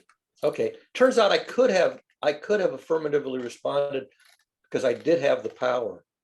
I just noticed it just now that it came had in. the an power hour ago. all the time. You just didn't know it. Well, 49 minutes ago, it says that you asked to join, but 49 minutes ago, I've been talking to Sam, so I'm not dividing my attention between my news feed and. Yeah, I want to go back to the question thing because I really do believe that a lot of people don't even know the answers to their own questions. Yeah, or they don't know Or- how to articulate the question that they would be thrilled to have the answer to, if they could only knew how to ask the question of the right person who could possibly answer it. Or they're satisfied with the answer they already have. Or the answer is nobody knows. I got the answer, nobody knows. That's Meaning okay. It's an That's open even research. better, Barry. Yeah. In my opinion, than assuming you've already got the correct answer. Yeah. I mean, I went to a psychologist and I said, I've got a handful of unsolved problems in life. All of my STEM education doesn't help me solve these problems. I would like to solve these problems. They've been dumped in my lap over 60 years. And the shrink says, Barry, he says, nobody knows the answer to those, how to solve those problems. He says, all I can do is give you some drugs that'll make you oblivious and not care. I said, I don't want Nepenthe to not give a damn. I want to know the solution. He says, I can't help you. These are research questions, That's or open sad. questions. That's so sad. But then I started doing the research Stacy? and I found the research. Well, I think I may have shared this story once with Barry, but I had joined a synagogue because we wanted our youngest son to be bar mitzvahed. And during the sermon, the rabbi had done something with his fingers the way Spock would, like separating the finger. Yeah. This thing. So after when we were talking, I asked him, I said, why do you do that? I said, I think I know, but tell me. So he said to me, why do you think? So I gave him my explanation. So he said, no. I said, oh, well, why is it? He goes, no one knows. And I was like, well, if no one knows, how do you know I'm wrong? Like, Leonard Nimoy actually had written up or presented a response to that because he introduced that in Star Trek. He had the genetic ability to do that. It's genetic, whether you can do it or not. I can do it. And it turns out that Nimoy is Jewish, and he had inherited the trait that lets him do that. And supposedly only the priesthood, the Kohanim, are able to do this, and I can't. But he was aware of it from Jewish culture, and when he needed to improvise some kind of a greeting, live long and prosper, he basically used that because he had the genetic ability to do that. And he's talked about that when asked, including the quote unquote theory that goes with it, that it's a sign of the priesthood. And if you're not a Kohanim, you can't do it. So supposedly. Well, What about that's for interesting, non-Jews? Say that, I mean, that's a really interesting answer. I'm going to look further into that, but you get my point. Like, how could somebody tell you that they don't know, but they know it's not that? When it's something that can't be proven. If it's something that you could do in a lab, then I get it. You could say, no, we tried it, it doesn't Well, work. All right, so if you want It's to a test that, provocation, not a statement of truth. so if you want to test that, Stacy, tell us what your theory was, what your working hypothesis was. And if I can figure out how to falsify it, I will share with you how it might be falsified. It's some, yeah, I don't want to do that. And it's not something that we'd really at this point be able to prove. It You was don't just prove, you a disprove. hypothesis. It was- Basically in science, you don't prove anything. You disprove incorrect hypotheses by showing that it can't have been that. This Not was what it- just, this was just the hypothesis about intention. So it's not something that was concrete. Oh, well, intention is another thing, because you have to, I mean, you can hypothesize intention or you can disclose intention, but if you just guess intention, that's a theory of mind thing. Theories of mind are just wild guesses and they're often wrong. But your answer made sense to me. The Leonard Nimoy thing, I could add that to my, Yeah, go look up Leonard Nimoy, Live Long and Prosper, the hand sign. You'll find a paragraph or two someplace, probably several places on the internet, where he gives his explanation of how he learned about it and what he thought it meant and the fact that he could do it and, you know, I guess- the fact that it's genetic. yeah, I guess. I don't think you can train yourself to do this. Now, you can secretly, wire your fingers together so you can't be seen on camera and do that. But I don't think I can ever do it except by, literally putting a piece of thread around these two fingers to keep them. I think the point I was trying to make is I would have preferred an answer like, that's an interesting possibility, or, I never thought about that. Not, no, that's not it. Well, he That- probably that did just think, sounded chances very- are the rabbi did think about it because it's Well, not, he didn't. I don't think he thought that hard because. but that's a theory of mind, Stacy. And again, theories of minds of rabbis who have, a lot of theological training and seminary training. How the hell would you know what a rabbi learned in seminary? I don't know, but I know. Especially if you just joined the synagogue that year. No, but I knew, well, anyway, I knew of him for a while. Yeah. I knew who he was. We were in the community. But, I mean, rabbis do a lot of analytic theology.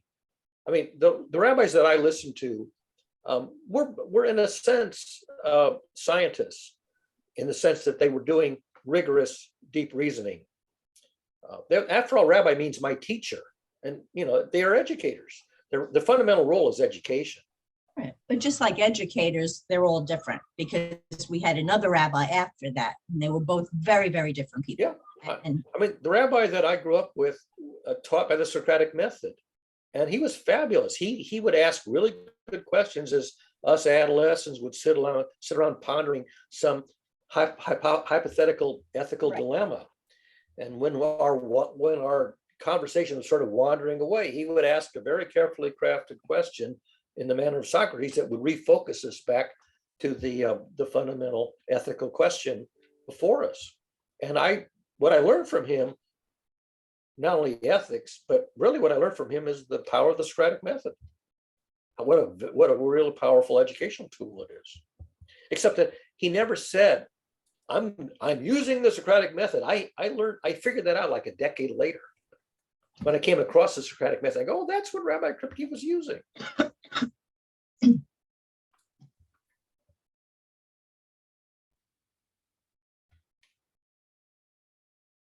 okay, so Sam is going to get something. Sam just turned his camera off. Maybe he had Yeah, he's going to get something. I didn't to want to drink. interrupt you guys. I was gonna get something to drink because my mouth is dry.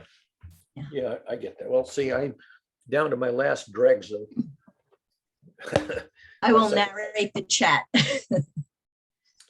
So, but yeah, I mean, I've talked about analytic theology or analytic philosophy which is taking stuff that's typical philosophy or theology and doing it with the kind of rigorous, deep reasoning analysis that scientists use. You know, the ninth intelligence, existential thinking and rational thinking.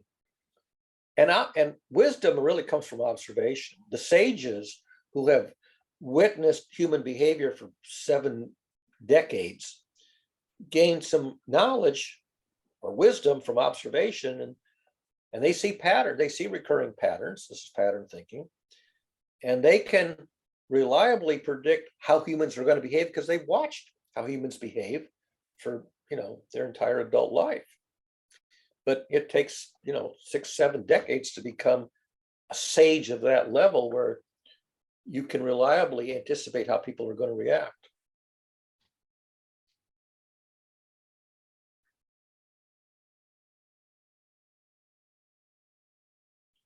A lot of it's empirical knowledge. A lot of theology is empirical knowledge. What you got? A soda of some sort. Yeah, I'm not the most healthy guy. Barry, you see this? Oh, you can do it. You're not, and you're doing it naturally, not by tying your fingers together. Oh, Sam, you want to compete? Can you do this? What are you doing? Bending that- bending her fingers. the Are you wrong trying to way. do your palm concave? Yeah, exactly. I mean, mine's not as strong, but there is a little bit of it. You I could do it little. further, but I have to So concentrate. that is odd. Curling your tongue is another one. People can curl their tongue. That's it. And all those are genetic. And some people don't. It's just the way you're. But Sam just nullified what you said about only being able to do, because Sam could do it too. In Judaism, the Kohanim have this ability. Evidently, I don't inherit the Kohanim gene But then how could Sam do it? because he doesn't come from a Jewish heritage. He comes from a different ethnic heritage. Oh, so only, okay, I got it. Only got there's the Kohanim, the Levites, and the Israel. So other people could do it, but not unless they're not Jewish. That's the part I wasn't getting. And it's not. I mean, What if I convert? Or what if that's a past life trait that you're carrying with you? I mean, when I was young, I struggled to. How do you know the thing about crossing your legs with both on each foot on top of each thigh? I mean, it took me when I was young, I think about a year to get limber enough to be able to do that. Then you can stand up and walk on your knees with your legs crossed. So some things you can stretch your muscles and stretch your ligaments or whatever it is. This one, I don't know if you practiced it, if you could ever. I mean, maybe you can develop it. I don't know. I just never looked up whether this can be developed. But I don't You have can it. easily study your musculature to see if it's even possible. Well, it's a matter of whether you can independently control both of these muscles. Because what if I do it this way, I can't move this one to keep up with the pinky. And there's also the thing about the relative heights of the fingers relative to the middle finger.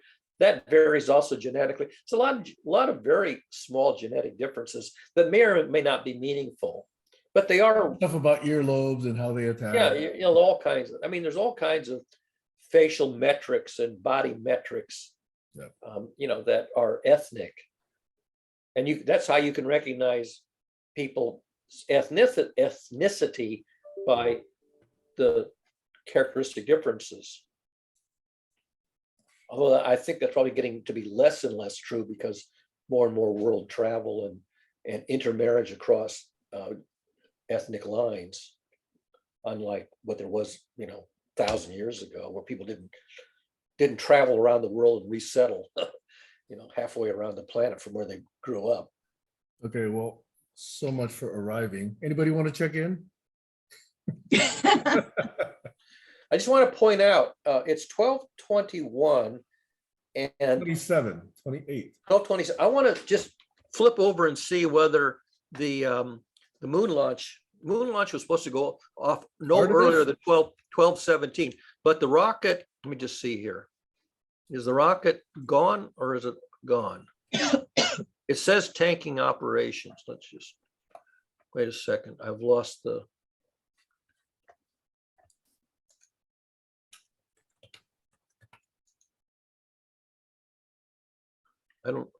Trying to find out whether the thing launched or not. NASA, come on, bring up the right page. NASA Artemis launch, did it go up or not? One says streamed 11 minutes ago, Artemis 1 mission to reattempt launch and journey around the moon. Which is the one that's live? The No, unfortunately. it just says NASA Live Artemis launch. It still says upcoming. Yeah.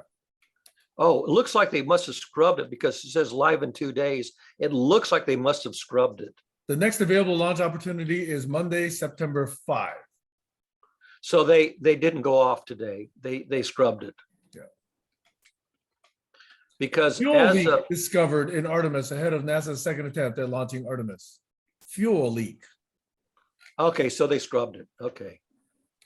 Second Artemis 1 rocket launch attempt scrubbed 47 minutes ago.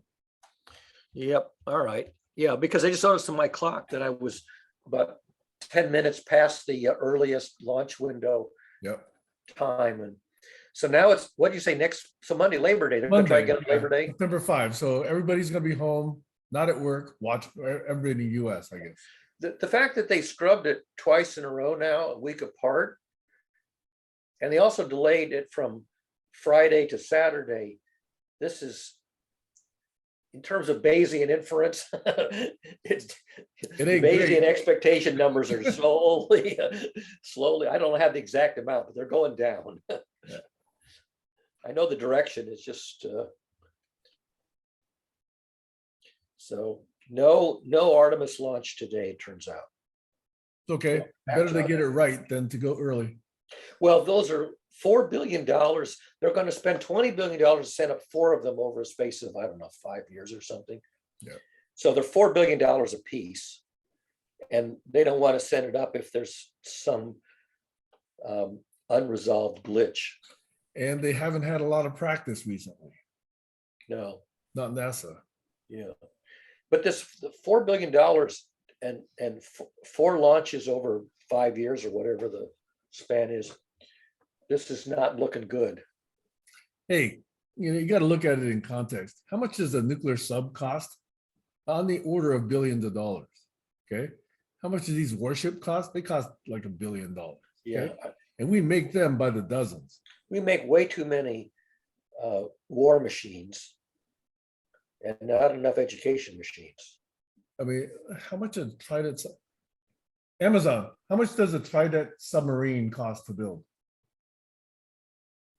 Here's something I found on the web. According to ebookdownload.net, each submarine currently costs about $2.4 billion. $2.4 billion. For one sub, but Yeah. Yeah. when they launch a sub, it just goes into the blow up and fail. When they launch a sub, it's a guaranteed successful launch. It doesn't sink. Has one ever sunk when they launched it into the ocean? How much would it cost to make sure that everybody had a home to live in? Exactly. Somebody worked that out. In fact, I saw a map that says the minimum wage in every state to be able to pay rent in a nominal residence in that state. I think in Nebraska it was like $16 an hour. In other states it was 4 or 5 times that, or some huge, $40 an hour in some states. Nebraska turns out to be pretty cheap, which is, I guess, maybe why my ancestors moved there. So I like that question because, again, the answer, okay, 15 is a non-systemic answer. Any static number is not systemic thinking, okay? It's a point in time thinking. It's a political statement. It's not saying, okay, correct. Let's pay people a living wage. It's no, let's get them a 2x increase, and therefore let me be politically powerful and popular. It's not solving the problem. The problem is still there. Well, So the when people differential say between 15, it's unfortunately a sound bite that people will buy for a, you know, media shot, but it exhibits zero systemic thinking whatsoever. Yeah. So when I first came on the call, you were talking about. You're very muffled now, Stacy. You- Can you hear me now? Yes, much better. Yes, better. When I first came on the call, you were talking about scientists not taking into account different phases. And I was immediately thinking just about politics and society. And what bothers me is sometimes a solution that would work on a local level or a smaller level is not the same solution that's going to work on a larger level. And I'm always so frustrated by the fact that some people will say, oh, this won't work, but they're looking at it in the wrong context. I just want to get that on the record. Agreed. That's, you know, the scale assumption. What works here will work here. You know, that's a big error. Well, and the same thing happened, which goes to Barry's whole, the role of emotions in learning. Certain things might be at play under certain conditions, but if you change even a little bit of that, it's going to change the whole thing. Yeah, and this is where you see this especially in Hollywood dramas, and I see this like I've been binge watching these old Columbo episodes. That when the emotions go negative, learning learning goes away. So when Columbo was trying to get the truth out and get the villain to buy the correct solution to the crime, of course the villain knows the correct solution, so they basically start to present negative valence emotions. They get impatient. They haven't got time to listen to this. This is nonsense. And you can see the negative valence emotions. At the same time, they're not going to listen and learn the ground truth, which Columbo's objective is to get to the ground truth. They're still obfuscating and denying and all this. So you can see even in drama, this relationship between intrigue and emotions. And if Columbo can ask an intriguing question, which is part of the formula of the program, if he can ask an intriguing question, he can hook the villain into doing something that feels provides the evidence to solve the crime. There's always the hook. He always presents some intriguing piece of information that psychologically arrests the villain. It causes them to do something to reveal That's the not truth. really something that you can describe. That's something that really has to be witnessed. Like when I was trying to turn over the board in Florida, where I became the president, what I had to do is I had to make sure that people were witnessing the conversations that I was having with the people that I was accusing, but I wasn't, I had to make sure they saw it for themselves, because there would have been no way to relay what was happening.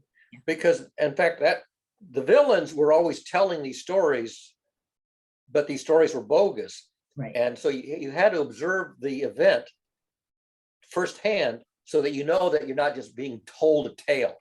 Exactly. So Stacey, Sam? Yes. had those conversations been recorded, would you have been in a different situation with belief/acceptance? It's still better to be there, because even in a recording, I noticed some things don't get picked up on by other people. Even in a recording, I think you have to physically be there. Yeah. In fact, I was just yesterday watching an episode. It was exactly that. The bad guy had made a phone call that was going to be his alibi. And the phone call he claimed was from his office, proving that he was in his office at the time that the murder took place. But in fact, he was not in his office. He was at a phone booth. And it turned out that if he had been in his office, as he claimed, at 2:30, the little clock in his office would have chimed the half hour. But on the recording, the chime was missing. He wasn't in his office. he was calling from a phone booth and claiming he was in his office. And so that little detail, and it wasn't something that he heard like street noise, it was something that was missing. The half-hour chiming of the clock in the office. Barry, if you haven't watched Monk, you'd really Yeah. like, if you like Columbo, you'll like Monk. Yeah, I've watched it. More humorous. I haven't watched it recently, but I do remember watching episodes of Monk.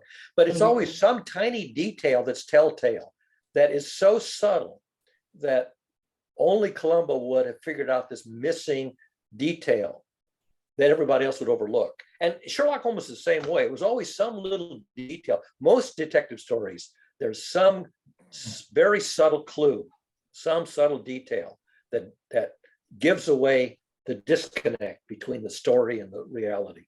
Yeah, I just want to say one thing, Sam, before you go. Imagine now, though, if Columbo had to explain his theory to someone else who hadn't been watching the whole TV show. It wouldn't work in front of a jury because it's too abstract. But what he does is he reveals the evidence in front of the villain, and so the villain's trapped because now the villain knows that and the reaction of the villain is in the typical script is they confess. And the audience has seen everything that Columbo's seen. He's not just retelling them. He's actually, we've actually seen through his eyes. And that's I'm from Missouri, show me state, Missouri. You can't just take people's narratives at face value. You've got to, this is in science. If somebody does an experiment and claims the result, you replicate the experiment, you get the same result. So being able to see the evidence, either replicating the scenario, if it's a physical phenomenon, or witnessing the event, people would always be fabricating evidence in these episodes. And he would always find the element in the fabrication that's inconsistent. There was one where the guy claimed he was at an event, and he had filmed the alibi showing that he was somewhere else. But in the film, the invitation to the event was still sitting on the table.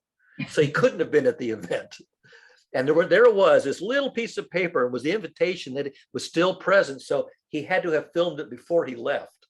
And had played and had presented that as if it was real time, and in fact it was a pre-recorded emulation of his alibi.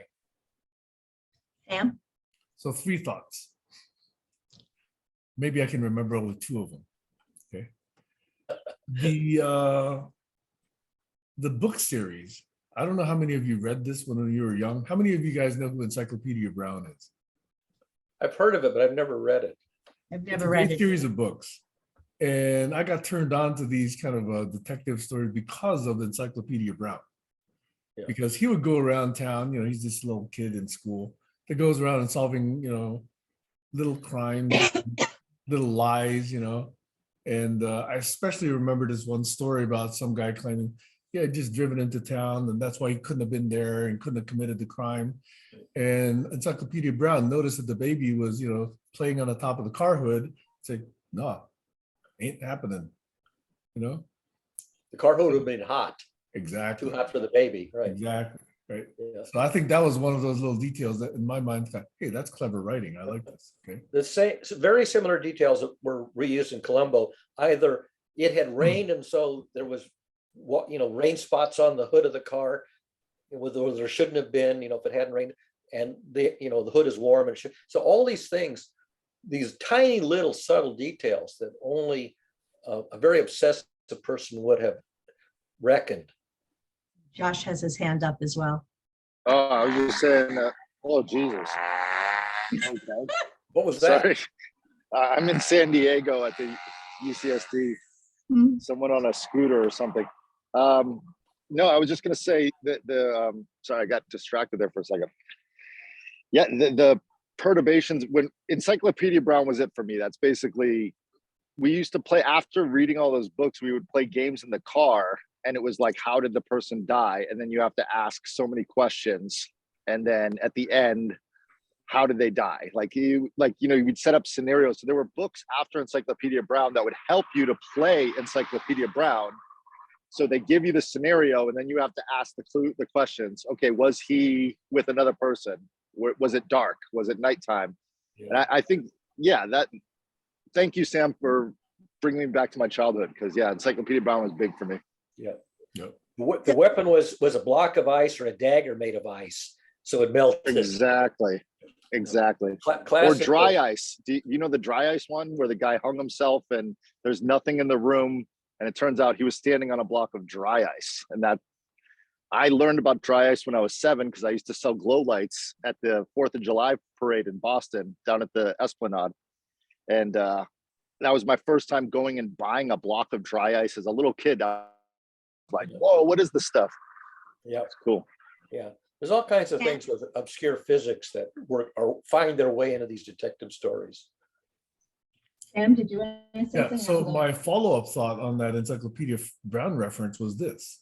I actually find it troubling, and I actually believe that those kind of shows, those kind of books, Columbo, would not fare well today in today's media, because it's so easy for somebody to say, oh no, and just spew forth just another lie. And then that's getting magnified and that gets repeated and the truth loses. Yeah. I disagree. Propaganda is easy to spread, and truth is correcting misconceptions is unbelievably difficult. It's orders of magnitude more expensive to correct the truth Yes. than to spew forth a lie. Yes, absolutely. So I just want to disagree that I don't think I think those shows actually would do well, because what I want to suggest is the way we all got so excited about Encyclopedia Brown or Columbo or Monk. I think there are a lot of people that are looking, whether they realize it or not, for some sort of mental stimulation. I think that's what might drive them down those conspiracy rabbit holes. But if we had something that was intentionally meant to teach using that same curiosity, I think that could be positive. But it's interesting, if you read the comments on the YouTube vignettes, the Columbo vignettes, where they give it like a 5-minute synopsis of it, almost all of the comments are how fabulous is the acting, how fabulous are the guest stars and Peter Falk, and how fabulously is the story presented in the acting. And the substance of the plot is almost never, brought up as the interesting feature. It's just the acting. Yeah. Right, but that might just be because of the people who choose to comment on a TV show. I don't comment on TV shows. I don't comment. Evidently, that's why they watched it. They didn't watch it for the story. They watch it for the fabulous acting. Josh? Go ahead, Josh. Oh, I'm just going back to what Sam 15 minutes ago about systems thinking and how important, let me just phrase what I'm thinking into a real clear understanding is you're talking about how people need, Stacy's talking about how people need to solve things and how that curiosity is still here, but they're doing it in ways that are almost masturbation, like flat earth theory and conspiracy theories and things that aren't even real, but their brains are needing that. And as far as systems thinking goes, it comes down to society is at different places in different times. So there's different generations that are alive right now. So when you look at all of American society, let's just take that subset.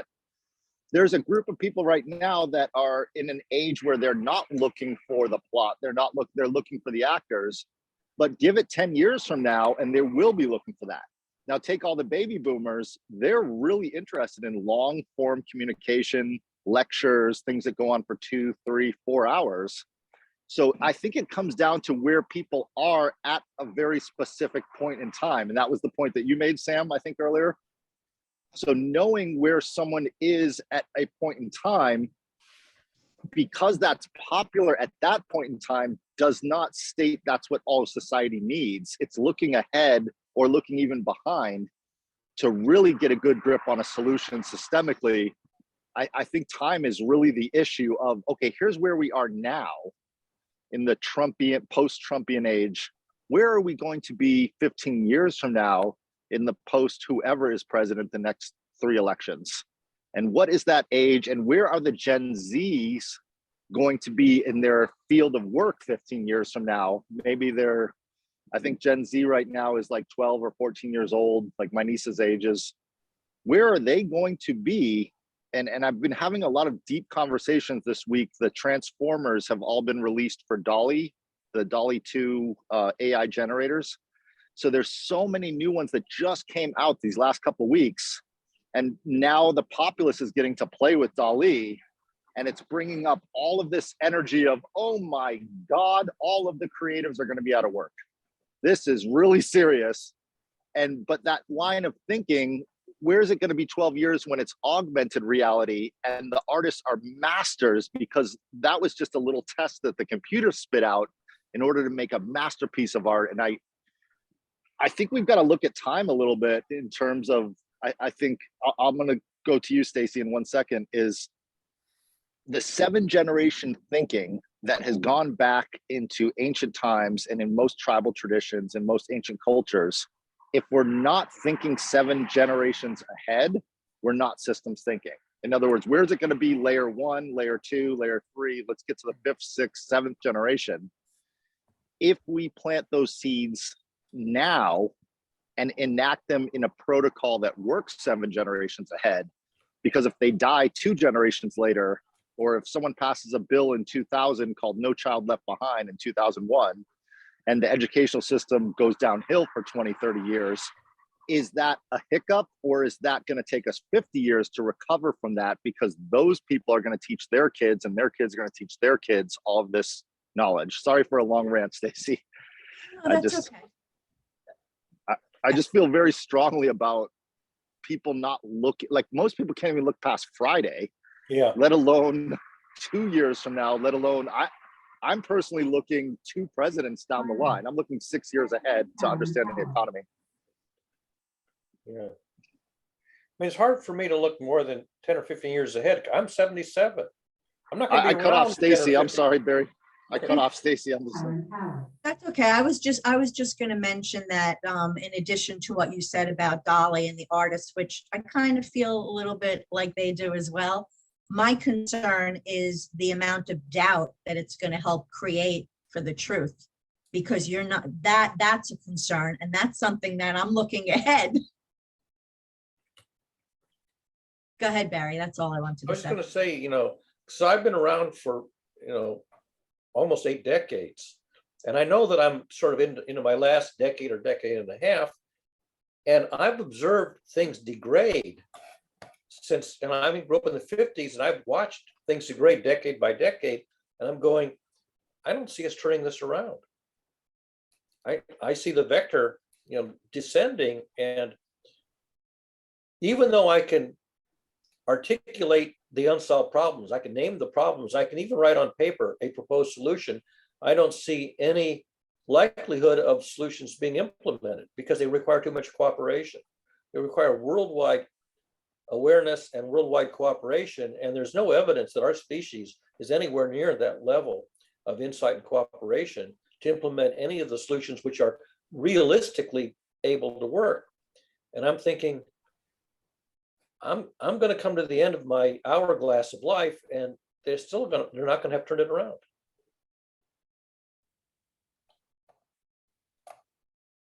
Is it possible, Barry, they have turned it around, you just weren't aware of that? I'm not seeing the evidence. Where's the evidence? Which part was not turned around for you that you're seeing not turned around? Well, I mean, sort of the one that most people are aware of is climate change. And you can see the curves. They show the curves of the climate, the rise in carbon dioxide and the temperature and all this stuff. And you see that the second derivative isn't negative. It's still ascending. And a lot of people say, there's no evidence that we're going to turn this around before 2050, which is basically the point of no return. So there's lots of things where you see the likelihood of getting into the correcting phase and correcting fast enough to save us. Where's the evidence? The evidence is in the wrong direction. Well, I mean, I live in California. We're about 10 years ahead of most of the states in America. And they did pass some laws that are very, it's very coming up very quick. I think it's 2035. They passed a law. There's no power tools that are combustible engines. And I believe all the cars are going to be illegal in 2035. you if can't they're combustible engines. manufacture internal combustion engines and sell them as new vehicles in 2035. But I'm driving a 30, how old is my car? 25 years, 26-year-old car. Well, I'm saying I'm in a progressive state, so that car might actually be illegal in 2035. It might be out there in the market. It takes Well, 20 years for a fleet to change. So I'm saying they started this. well, my car isn't gonna continue to be in service by 2035. I mean, it's already 25 years old. But the point is that a car can be expected to last nominally 20 years if it's maintained, and there'll be plenty of gasoline engine cars that were built in 2025 that will still be on the road 10 years later. Well, my point is that there's different pockets of the world that are doing very advanced things, and there's large pockets of the world that are going backwards. So I'm saying if you even it all out, I'm sure there's lots of places in the world that you and I are not living in, like in Berlin, Germany. We don't know what the transportation system will be there in 2035. There's a lot of places that you don't know about, I don't know about, so I can't tell you about them, Barry, but I know like the city of Masdar. Are you familiar with that? No. This look up Masdar. It's like the MIT of the Middle East in the United Arab Emirates. Look up MASDOR. It's very interesting. So that's a university. My concern, at least for the United States, I don't, I'm happy to hear Josh giving some hope for elsewhere around the world. But my concern for the United States is that for every law that's written, there's a bunch of people figuring out how to find the loopholes. And there's so much corruption that I see that it feels insurmountable. The thing that's not going up is ethics. If anything, ethics is going down. Yes. And you're not going to solve the problems unless you have an ethical culture. And we do not have an ethical culture. Our culture is so unethical that half of the voting public voted for Trump, who's one of the biggest in power on the planet, at least in our hemisphere. And you got Putin over there, and Gorbachev just died. He tried to achieve a peaceable relationship with the West. Putin is just the opposite. He's starting wars. And I look at where the hell's the ethics? The ethics is going south. It seems very obvious that people get punished for having ethics. Absolutely. That's what I see. Yeah. That's been true for thousands of years. Yeah. And that is the grading of that is negative second derivative. It's not going the level of ethics is not ascending. It continues to descend. From your perspective. Well, Yeah. I mean, look at the half of the voting public in America voted for Trump. Yeah, but America's only 325 million people. Well, That's nothing. You got Putin, and you got. I really don't know enough about analyze China or India, but Well, that's what I'm saying. You and I both have never lived in China, spoke Chinese, gone deep in school with Confucianism, had to live in those places where those ethics are so sturdy and so strong, where if one person gets out of line, a random person on the street will come and smack you and say, no, that's not how we do it here in China, in this part of China. I'm saying there's a lot of places where there's 300 million people adhering to amazing ethics in that region of the world. But you know what? I wonder if that's going to continue, because I look not just at social media, but at, like TV and movies, and we really glamorize unethical behavior. yeah. I mean, I look at even like some of the teasers for some of the shows that are on TV of these, the lifestyles of the rich and famous, and they're truly horrible, horrible people who seem to be living these wonderful lives. So it's kind of hard to, stand on. Go ahead. I'm just saying, I found a show that's called Bluey. It's for children. It's from New Zealand. And I like the ethics in that show. I like the way that the characters interact with each other. And I know that's a tiny little country, but I think Hollywood is going out, and I think new forms of media are coming in. And I think YouTube is the big democratizer of that throughout the world. And I think you'll see Hollywood's lack of ethics has created them to not be, maybe they're the most entertaining now, but will be craving. I think there is a shift happening right now where people are craving belief systems, ethics, So- something that they can grasp onto as a community. Yeah. So Yep. sadly, what I hear is that America is toxic and needs to be destroyed because we're No, destroying the Hollywood, rest of the not world. America. I'm saying I'm sure there's media places in Michigan right now, or in Wisconsin, or God forbid you watch the media coming out of Florida. I don't know what's popular over there, but yada, yada, yada. There's different sections of the United States that are not popular now, but if the bus went by. If one of their YouTube channels becomes globally popular, so maybe only 20,000 people in America watch it, but 14 million people in India are watching a show coming out of, let's just say, Missouri. And I'm saying that democratization and the change and shift in power from Hollywood is happening so fast. You'd be surprised if you just get on YouTube, you'll see there's people with 134 million subscribers. That's way more than the Top Gun movie that came out. The amount of content being distributed from all parts of the, like, you've got to watch Pakistani TV or in like the movies coming out of India with the ethics. There's a lot more coming out. We just don't watch them because they're not in our language, in English, but they're out there. Stacy, And I hope, go ahead, did you Barry. listen to Scott Simon this morning on Weekend Edition Saturday on NPR? He was interviewing a young pastor who had taken over a church, and he was talking about how our culture is toxic and dysfunctional, and his job as a pastor is seemingly impossible because of the amount of dysfunctionality and toxicity and corruption that permeates our culture. And the challenge that faces him as a young pastor is, far beyond what his previous generation had to deal with. Well, that's exactly something that I'm saying has to start on a local level, because I believe that you can combat that, but you have to start locally, because that's where, like when Josh talks about the person that'll slap you on the street and say, we don't do that here. That's the kind of mechanism we need to see. And that only happens locally. What Yeah, I and- say about, yeah, go ahead. And the guy points out something which is statistically obvious in America. Church attendance in the US is declining.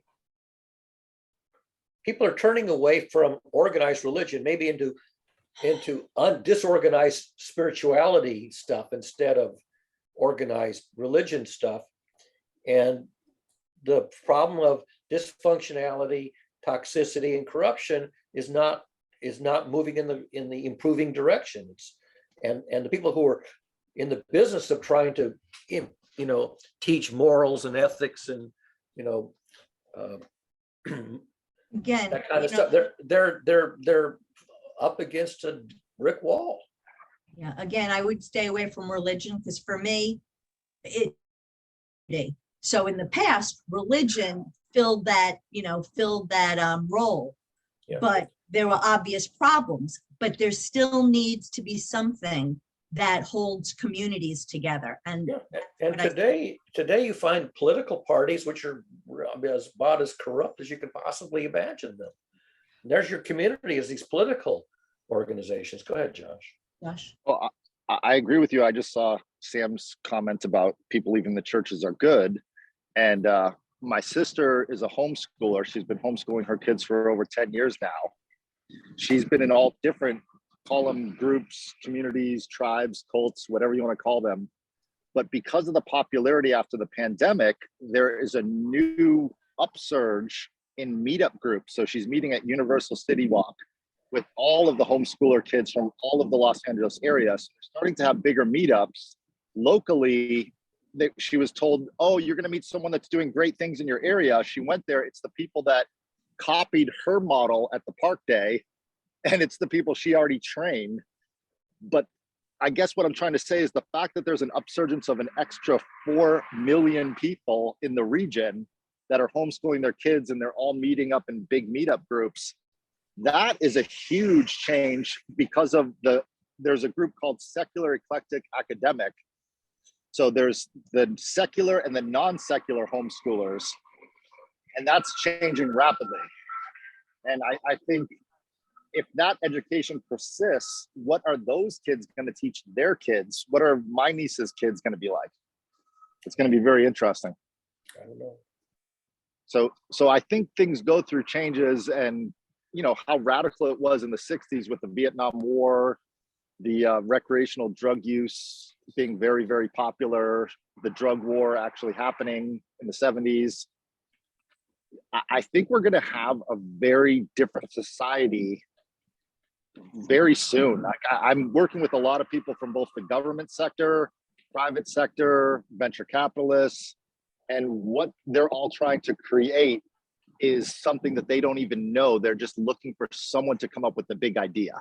And there's all these prizes. I just talked with the Department of Energy in America for the solar industry, and they're giving away $4 million. They're trying to innovate these sectors. And in doing that, I think what we always talk about here at GCC is nothing's going to work without the support of the community and people doing each other better in order to adopt these amazing technologies. So we will see changes. Is it going to be drastic enough to stop and halt off climate change? I don't know. We just had a large fire at the 5 freeway this week that burnt half of the city that I drive through to get home, because I'm down in San Diego. And there's a huge fire right now here in San Diego at the moment. And will we strive off climate change and restructure the entire system in time before we all die out? I don't know, but it's a great challenge. I think this is a wonderful time. We need a huge breakthrough in solar capture. We got tons of solar photons hitting the Earth, more than enough to supply all our energy needs.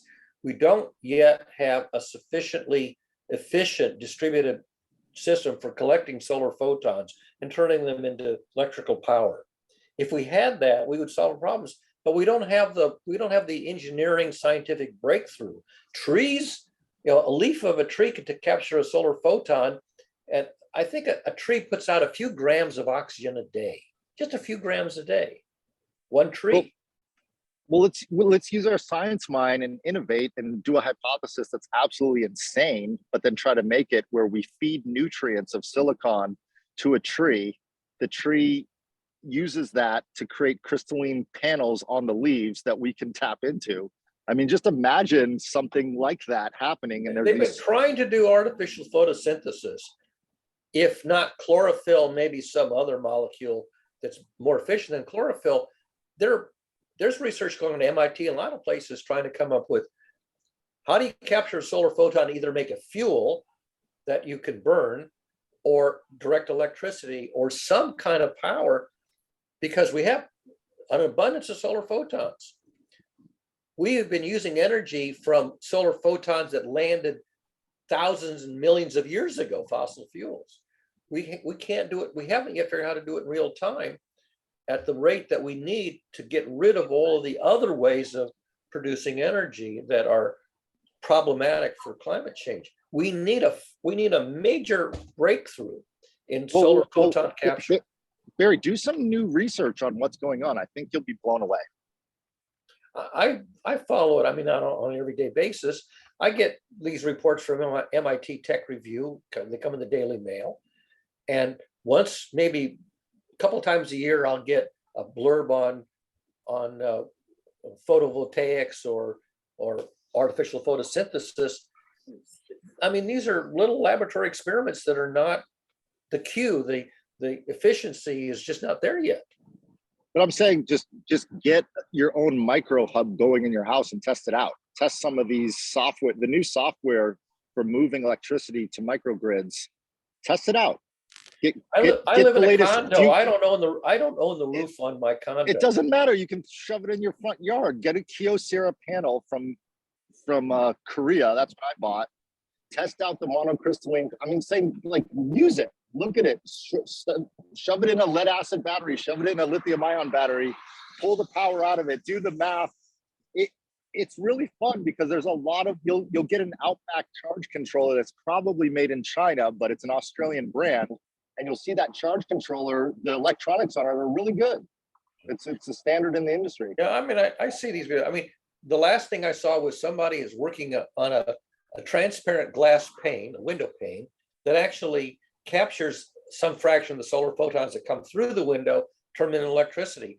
The story mentions it, doesn't give a single iota of the physics. Doesn't say anything about how it works, only the fact that somehow or other you can have a glass window pane that somehow captures some photons and makes some electricity. Like, no numbers. No, Well, no I economics. read the same article and I got all the numbers, so I'm happy to share that with you. If you didn't get the numbers of that, and it's very lame numbers. I can give you, the number of square meters of window panes in my house that are sun-facing windows, and I would be surprised if there's enough.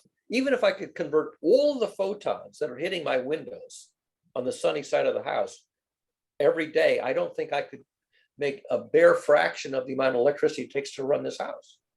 Well, if you want to, on one of our GCC meetings, I'll grab my solar panel, we'll stick it out, I'll put it in there, we'll test it for the 2 hours of the meeting, and at the end of the meeting, we'll run the numbers.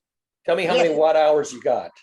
Exactly. Not just watt hours, but how many watt hours I used to power my phone during the meeting. Let's test out on it's the first of the month. My electric bill this month was very low compared to what it is in the winter, because I have electric heat pumps.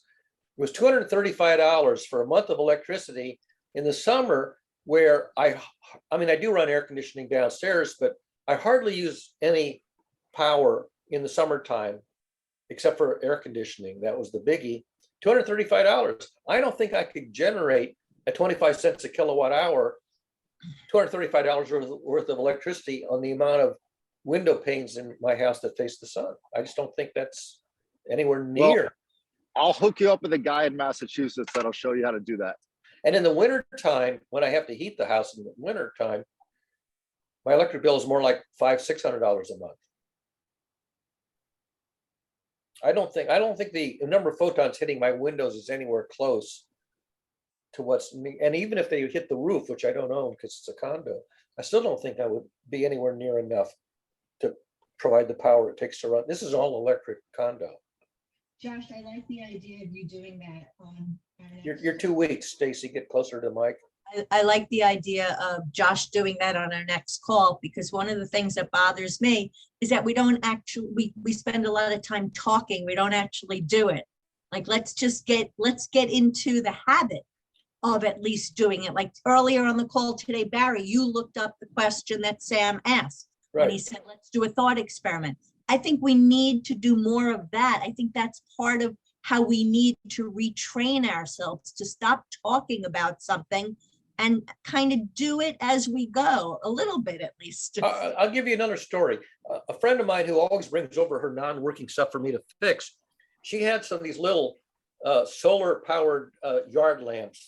They stick in the ground. They have a little solar panel. It's about yay big, and it charges up a 1.3 volt battery to turn on a very dim LED that will burn for about 3 hours after dark. And she's had these for a few years, and half of them are no longer working. And I'm trying to figure out, are the batteries bad? Are the solar cells bad? Are the electronics bad? Why are they not working? And all I know is that these had barely enough power to light up an LED, for a yard lamp when they were new. And now half of them have degraded to the point where even putting in these or young batteries, they still don't charge up enough to light a blinking little LED for more than 10 minutes before they're this is technology that's like 10-year-old technology. It degrades. And I'm going to have to tell her, you got to throw these away. These devices, just there's nothing. The solar panels, the electronic circuits, the batteries, whatever, they were barely able to do anything at all when they were new. And they aged out of useful service in 8 years or something. That's just a little tiny light. This is barely enough to outline your but they're making advancements so fast. Like I just got the solar panels, I think on my birthday in June, and they're probably already outdated because they were manufactured last year. Yeah. So I'm just saying in September, there'll be new solar panels from the But same now company. look at the annual replacement cost of throwing away last year's model and spending $50 to buy No, this no, no, year's no, no. model, You, which is going to be why would- obsolete in a year. why would you throw it away? I just bought solar panels last year or right after the fire, and they're 10-year-old solar panels. I plugged them in. They're working great. They're not at, maybe they've degraded 10% or 20%, Yeah. but that's still a pretty awesome for little 100-watt panels. 100 watts.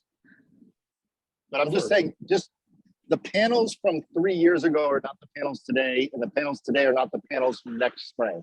Yeah. So you're getting something like 600 watt hours a day out of them. Well, I bought 9 of them. And what'd you pay for So it? I paid, I think, $30 a panel because they were used, ripped off So the you- house. So you're getting about 10 kilowatt hours for Well, about, that's the thing is you have to know where you are and what time of year it is. So, right. And you're in it's not- it's- California.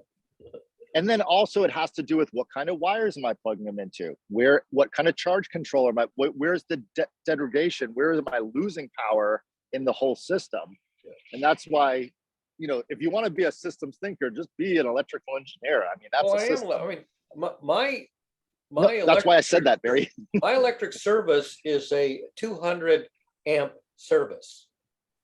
And I use probably, I don't know, maybe 50 amps on average, over the month. But I'm saying play with these things that are out now. And the reason I said Kyocera, specifically that brand, is the way they created those panels versus the panels we had before we had the Kyocera. And I measured all the power when I was living off the grid. Yeah. They were not capturing the sun through the clouds the same way the Kyocera panels captured it better through the cloudy days when it was wintertime and there's a big storm. I was still getting power enough to talk to you guys on GCC on Saturdays, You're getting enough to power your mobile phone. to power my satellite to connect to the internet. Yeah. I would wake up in the morning, like every time I talk to you guys for the first, few years, I wake up, I have to sometimes start a generator just to get the system going because there was no sun. Then I'd be talking to you guys, I'd have to turn it off, switch over to the electrical system, but I'd be waiting for the battery charger for the charge controller to say beep, beep, beep, has enough power to turn on. So it's basically the batteries had to refill, especially at night. There were lead acid batteries that got cold at night and I had to wait for them to warm up.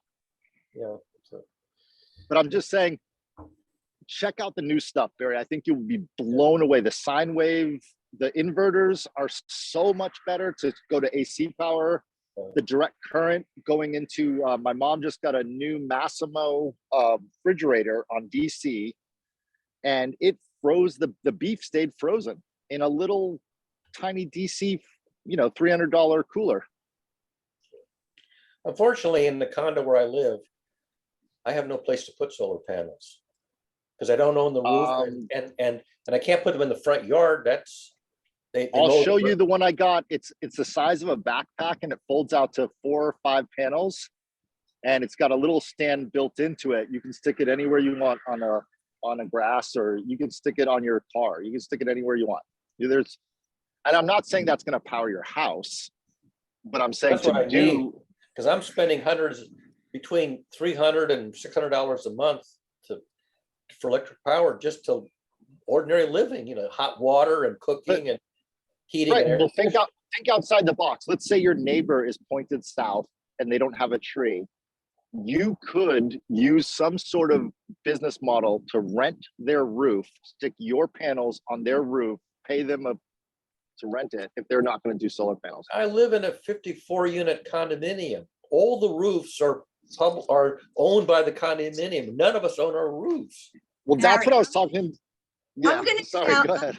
That's okay. Barry, I'm going to challenge you to do what Joshua said as an educator so that you can report back, because I want to get you out of this curmudgeon mold of that will never work and it won't be useful, because I want to hear what you have to say. Well, after. I mean, if you had a solar panel that was, say, I don't know, the size of a ping pong table, 4x8. I could put it, this window here is over the kitchen, and it's the only part of the roof that I could actually physically get to because I could go out the window. And I could probably put something out there and set it on the roof and nobody would complain about it. The wires would have to come in through the window, but it would be like the size of a ping pong table. How much, and here I am in suburban Boston, how many watt hours would I get in suburban Boston for a 4x8 panel sitting, right outside that window? But I think. Give me the numbers. But I think we're jumping ahead because first, I think we should look at what Josh was saying and evaluate that on its own merit. Because let's say, even if it's not great for your situation, it could still have great implications elsewhere. Well, that's not gonna help me. Well, I got a way to help you. I got a way to solve this problem. How many watt hours does all your appliances and everything in your house use? If you can get that number first, then let's take that number. Well, Can we cut that into 2/3? Can we take off 1/3 of that power? How many, let me ask you this question. Out of all the lights in your house, how many are LEDs? well, some of the light bulbs are LEDs, but most of the What do ones you that I cook with? Hmm? Do you cook with electric or gas? Yeah, I have electric heating, electric range, electric oven. Okay, you are screwed. You will never get enough power. You are absolutely See, right. look, my monthly bill, which is very low, $250, and electricity here is about 25 cents a kilowatt hour, something like that. I don't know the exact number. Take $250 for a month and figure 25 cents a kilowatt hour, work how many kilowatt hours that is, just do the division. Uh-huh. And that's for a very low month. Very Right, low so usage month. So find out your average throughout the year, and then take that My amount average is closer to $400 or $500 a month. Right. So here's what I'm saying. Take that amount of power before you try to get solar to charge your house. See if there's an electric stove that uses half the power. Well, I mean, these are resistance heating. I don't even cook that much. I basically might cook an egg, which takes 5 minutes. So, I don't even do that much cooking. I'm just saying, rethinking the whole energy grid and everything that we use, that it's like, I always go back to the changing the, in a car, they made a fuel pump that changed the efficiency of gas, of how it burns, so that you can get better gas mileage. In the 1970s, what was it called? We've talked about this before. Yada, yada, yada. How the energy is being used. If you can cut your energy down to a point where you reach the critical amount where you can power your house with solar panels, then it's possible. But if you're constantly upping the amount of energy you're using, you're always going to have a problem trying to find a solution. The main problem is heating. I have electric heat pumps. The main problem is heating in the wintertime. Yeah. If let's I'm just not say, doing if I'm not doing any heating, my electric bill is $250, $300 a month. If I'm heating, it's in February, my electric bill has gone up to $800 or $900 during the coldest month of the winter. right. So I was just like you. I lived in Watertown. We had all those things. We moved to Western Mass. This is in the 80s. We built an R40 house, which was basically a styrofoam container. It was this thick of styrofoam inside the walls. We sealed the whole house, put a ventilation system when we had one little propane heater heating 3-story house. That changes everything. I mean, what I do is in the wintertime, I keep the temperature in the house low and I wear long underwear. I keep the house at 55 degrees in the wintertime or 60 degrees in the wintertime. Sure, I do the same thing. I don't think Stacy would do that. I don't think Stacy would. Stacy would. I mean, right now it's 79 degrees outside and 80 degrees in this room, and this is a cool day. But already here at 1:30, it's 80 degrees in this room. Now, if I go downstairs, it'll be no more than 79 because that's what I have the AC downstairs set to. And I won't stay in this upstairs room much longer because as soon as the temperature gets up to around 82 up here with the no air conditioning, I'm going to go downstairs and turn off this Yeah. upstairs computer. Yeah, well, I wish we could look towards societies like Japan who live in a cold climate and they make a small place in the back of the house that they heat up, but then the other house, you know, you have to wear your warm clothes when you're walking around the living room, but then you go back into the kitchen or into the bedroom and it's warm. Yeah. And that's the way I'm designing the new houses up at the property is I'm making very small, teeny tiny insulated sleeping quarters that don't cost too much to build. But then most of the time when the sun comes out during the day, you're going to be out and about. And I don't need to heat a giant 2,000 square foot house. I think that's crazy. I want the house open to the elements, but then when it's time to sleep, or if, you know, we need to close off a little section, heat it up, I want it to be a small section to use less power. Yeah. And therefore be more efficient. I mean, efficiency is the key. Also, where I place the windows for passive solar is going to be the key for that to work. Yeah. Because if the sun can't heat it up in the winter, I'm screwed. Yeah. That the living area. But I mean, I own the interior of my condo unit. I don't own the exterior. I don't own the roof. I can't put panels on the grass. I could put panels on this little overhang over the kitchen. That's the only place I could put panels and get away with it because nobody could see them. But here's what I'm working on for your situation, because we were talking about HOAs yesterday. If you retrofitted the park area, is there a park area near where you live? Park area? Some sort of area that's not houses, that is a green area with trees or a commons. You mean on the property? Yeah. Well, yeah, I mean, we have open space on the Is there, property. you must have a parking lot for the cars. I have a garage. Okay. You have your own garage? Yeah. Which way does that roof face on the garage? One faces east and one North. faces west. The garage door faces south, so the roof of the garage is one half is east, one half is west. Is it covered by trees or no? There are trees blocking it in, well, at least in the early morning and late afternoon, it's blocked by trees. Now, when the sun is overhead in the middle of the summer, I think the roof does get some direct sun. Yeah, you'd be surprised. I mean, do a little test and see. It's not going to be what you want because you don't have the area, but it will be something. And I'm saying if it cut your electric bill down to, if say 300 is a regular month, and if it cut it to 250, that cost savings over the next 15 years or however long you want to be on this planet, Mary, could potentially be worth it. Yeah, I think where I live, I mean, we've replaced the roofs on these condos, and I thought, well, you know, if we ever had to replace the roofs again, we could consider putting in those Tesla roofing tiles. But those Tesla roofing tiles, I'm told, are not cost effective. Well, the truth is, where you live is it's in an urban environment and it's in a condo. You need your power company to change the way they're selling you the electricity, so it cuts from 25 cents down to 12 cents. Because it really should be down to 11, 10 cents if they made their system more efficient. I mean, even in Massachusetts, they have a plan where if you can put in a solar system, because you have a property that supports it, you can get either a subsidy or a no initial cost, but you got to still pay it back over time. And they got a program to try to get people who are in a position to install solar. And this is all part of the state plus the electric power company. Where I live, even though it's available in this town, it's not practical in this condo. And so Yep.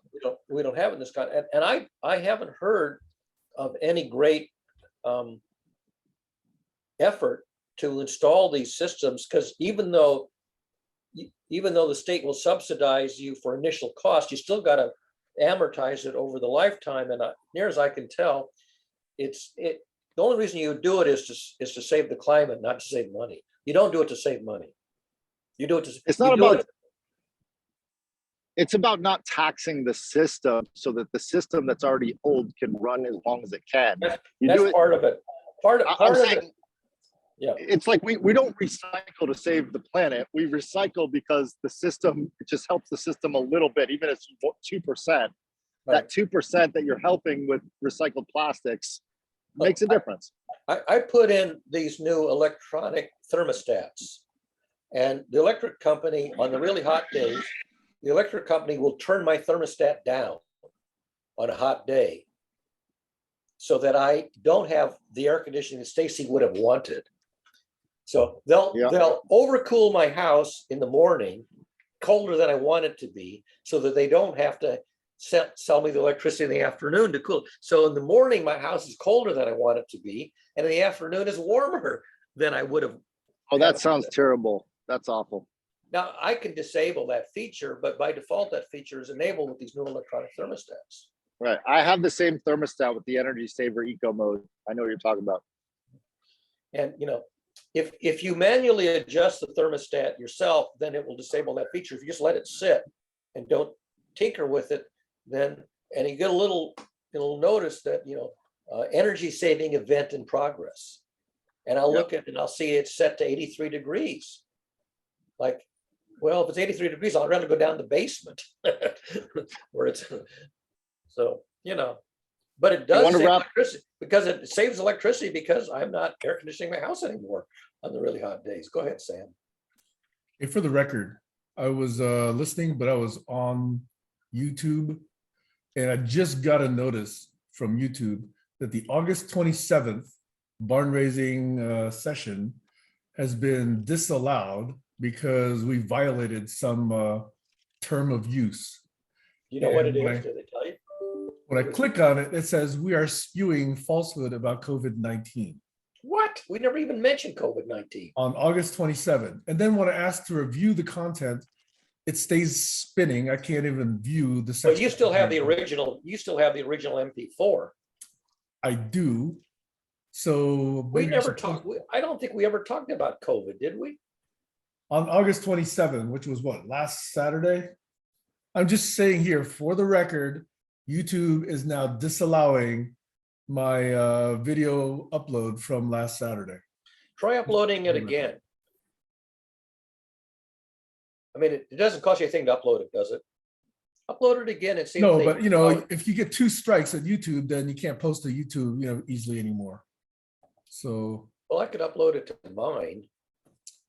this is why I say these, I mean, these It's a censoring mistake. people, at Facebook and YouTube, if they're allowing, MAGA and Fox and, lie spewing Trumpers and whatever, and they're objecting to me, I'm about to get a little bit irate.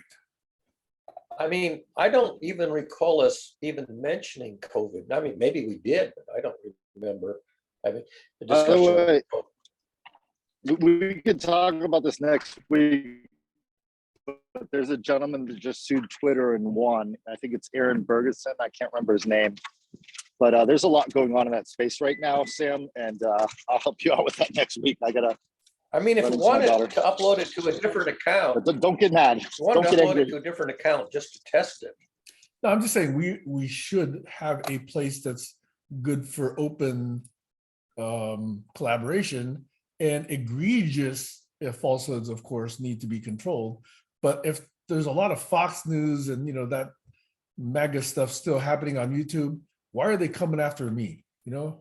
It's gotta be something that a bot maybe took from Of course, the of course, I understand that. Could it be from the speech that mistranslated speech to text and flagged something that's just wrong? Yeah. I don't, as far as I know, it wasn't even a topic of discussion. Yeah, I don't recall, But just you'd for the have to record, go to I'm the letting you transcript. know that in case you can't find last Saturday's session up on my playlist, this is why. Although Yeah, Thanks for Alex- letting us know, Sam. I'm saying goodbye. Cheers. Although actually, according to Alex them, was- on my dashboard, that video already got 16 views. I don't know how many were complete, but it already got 16 views. Sam, I'm sorry, I had to step away for a minute. What was the topic that I got removed from because of? It says we made falsehoods or false claims about COVID-19. Did we even talk about? I don't even recall even talking about COVID-19. don't even recall talking about it. Yeah, let me let see if alone I have making any claims notes about from it. last Saturday. I'm not sure. Wait a minute, don't we have the transcript? Not Kim- until it's up on YouTube. The transcript's on YouTube and he can't even access. I mean, all you could do, you could upload it and not publish it. Or I could send it to Otter and have Otter come up with a transcript and then search that for COVID-19 references, but I'm not about to waste that time. You know, it's already a lot of time for me to just post it. So Well, wait a minute. What are we talking about? Zoom gives you just the voice, gives you just the audio it gives you the MP4 and it gives you just the audio as two separate files on your cloud. that is correct. You could just send the voice only to Otter. That's what I meant. Yes, that's what I Yeah, meant. just send the voice to Otter and get back the transcript and see if, of course, the thing is YouTube uses a different speech to text than Otter. So it may have, that doesn't guarantee you. I'll see whether or not I want to waste the time doing that, but I'm just letting you know that this is what YouTube is doing. Yeah, well, I mean, it's not anything that, how many people watch these things anyway? 16 people already watched it. I wouldn't get too excited about it unless it becomes a recurring pattern. No, I'm just saying if this is indicative of how YouTube is monitoring content, okay, then it's as good as arbitrary, which means they can pretty much control what anybody sees. Yeah, but the bots are screwing up. I mean, the Facebook bots are also full of crap. Facebook, I think, is worse. I've had more violations on Facebook than I have here on YouTube. And if that I have any at all.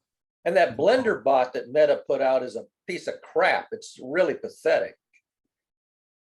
Anyway, there's my checkout. All right. Well, I can see that you're upset, but in terms of the urgency, I don't think it's urgent because hardly anybody watches these videos anyway. They're not. I don't think they're all that interesting to the general public, to be perfectly candid. No, Barry, but he's, go ahead, it's Sam. a record, okay? That could be Yeah, I mined know. later. I don't actually anticipate that anybody actually watches all of these, not at all. That's not the You should reason see, I save these. Stacey, you can ask Jerry if he's running into any similar issues with his Thursday calls.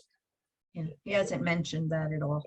But I mean, because the Toastmasters met only on Zoom last Thursday, I was able to tune in for the first hour because I didn't have to drive to the community center. Oh, wait. Sorry. They just approved it? No. This action was taken on August 31st, 2:17 in the morning, and I was mistaken about which video. The video in question was 2021, October 2021? Oh, a year ago. It's either October or November of 2021 on the 25th. Oh, it's a year. Well, that very likely there was a discussion of COVID a year ago, but who cares? If 16 people watched in a practically a year, who cares anymore? No. Barry, you still missed my point. Yeah, I get your point, Sam. Thank you. But very likely there was a discussion of COVID a year ago. That would have I been. can't even look at the video. They're Well, not even letting me review the video. Well, yeah, but you can look at your local copy of it. I can, but geez, what a waste of time. Well, yes, it's a waste. Look, when the system when a bureaucracy makes a mistake, this is one of Moulton's laws. When a bureaucracy makes a mistake, it can't be fixed. When a corrupt bureaucracy makes a mistake, it can't even be mentioned. You know what? I'm just thinking though, Sam, if it was October or November of 2021, it's very possible that something really misinformed was said about COVID, because I'm going back and right. thinking about the people that were there. Sure. And in that case, like if you send it to me, I'll find time. I'll go back and I'll look because I can't even. Well, I mean, but I'm saying that was 2021, either October or September, and on August 31st of 2022, they rip it off of YouTube. And then what I'm thinking. So if I want to just look at the positive, try not to be as cynical as I usually am.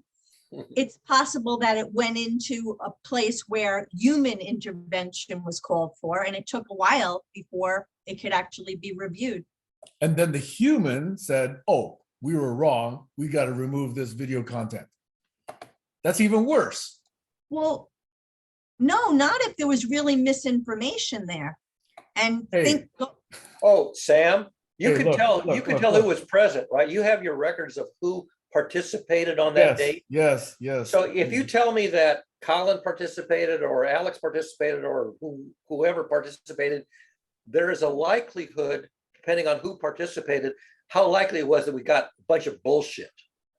thank you. That's exactly what I was thinking. Because we have. It a couple doesn't people- matter, okay? The bullshit is part of the actual record. Yeah, but bullshit, which is misinformation, is a problem. Then let's fucking take everything Trump ever said off the planet first, and Well, then address my Twitter content. did. Twitter did.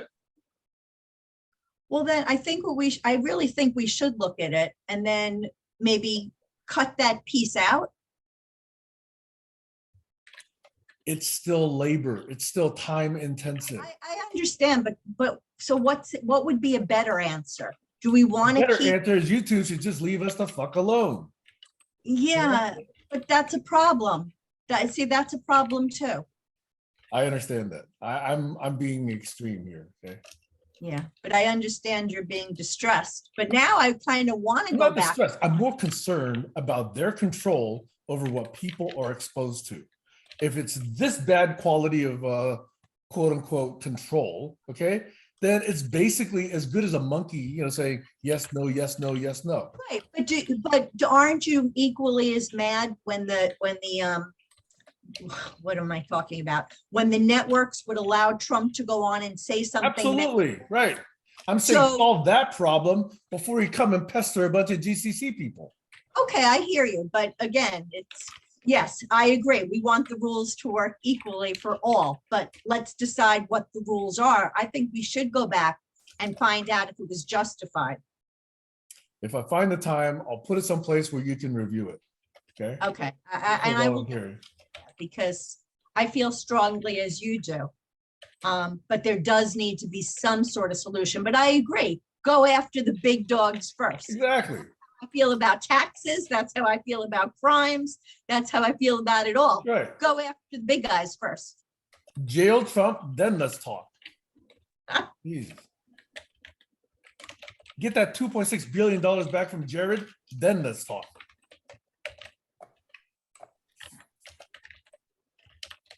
Okay, on that pleasant note, I apologize.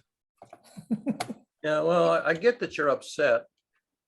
I'm upset for us as a community. Personally, I don't give a shit, okay? But as a community, okay, Yeah.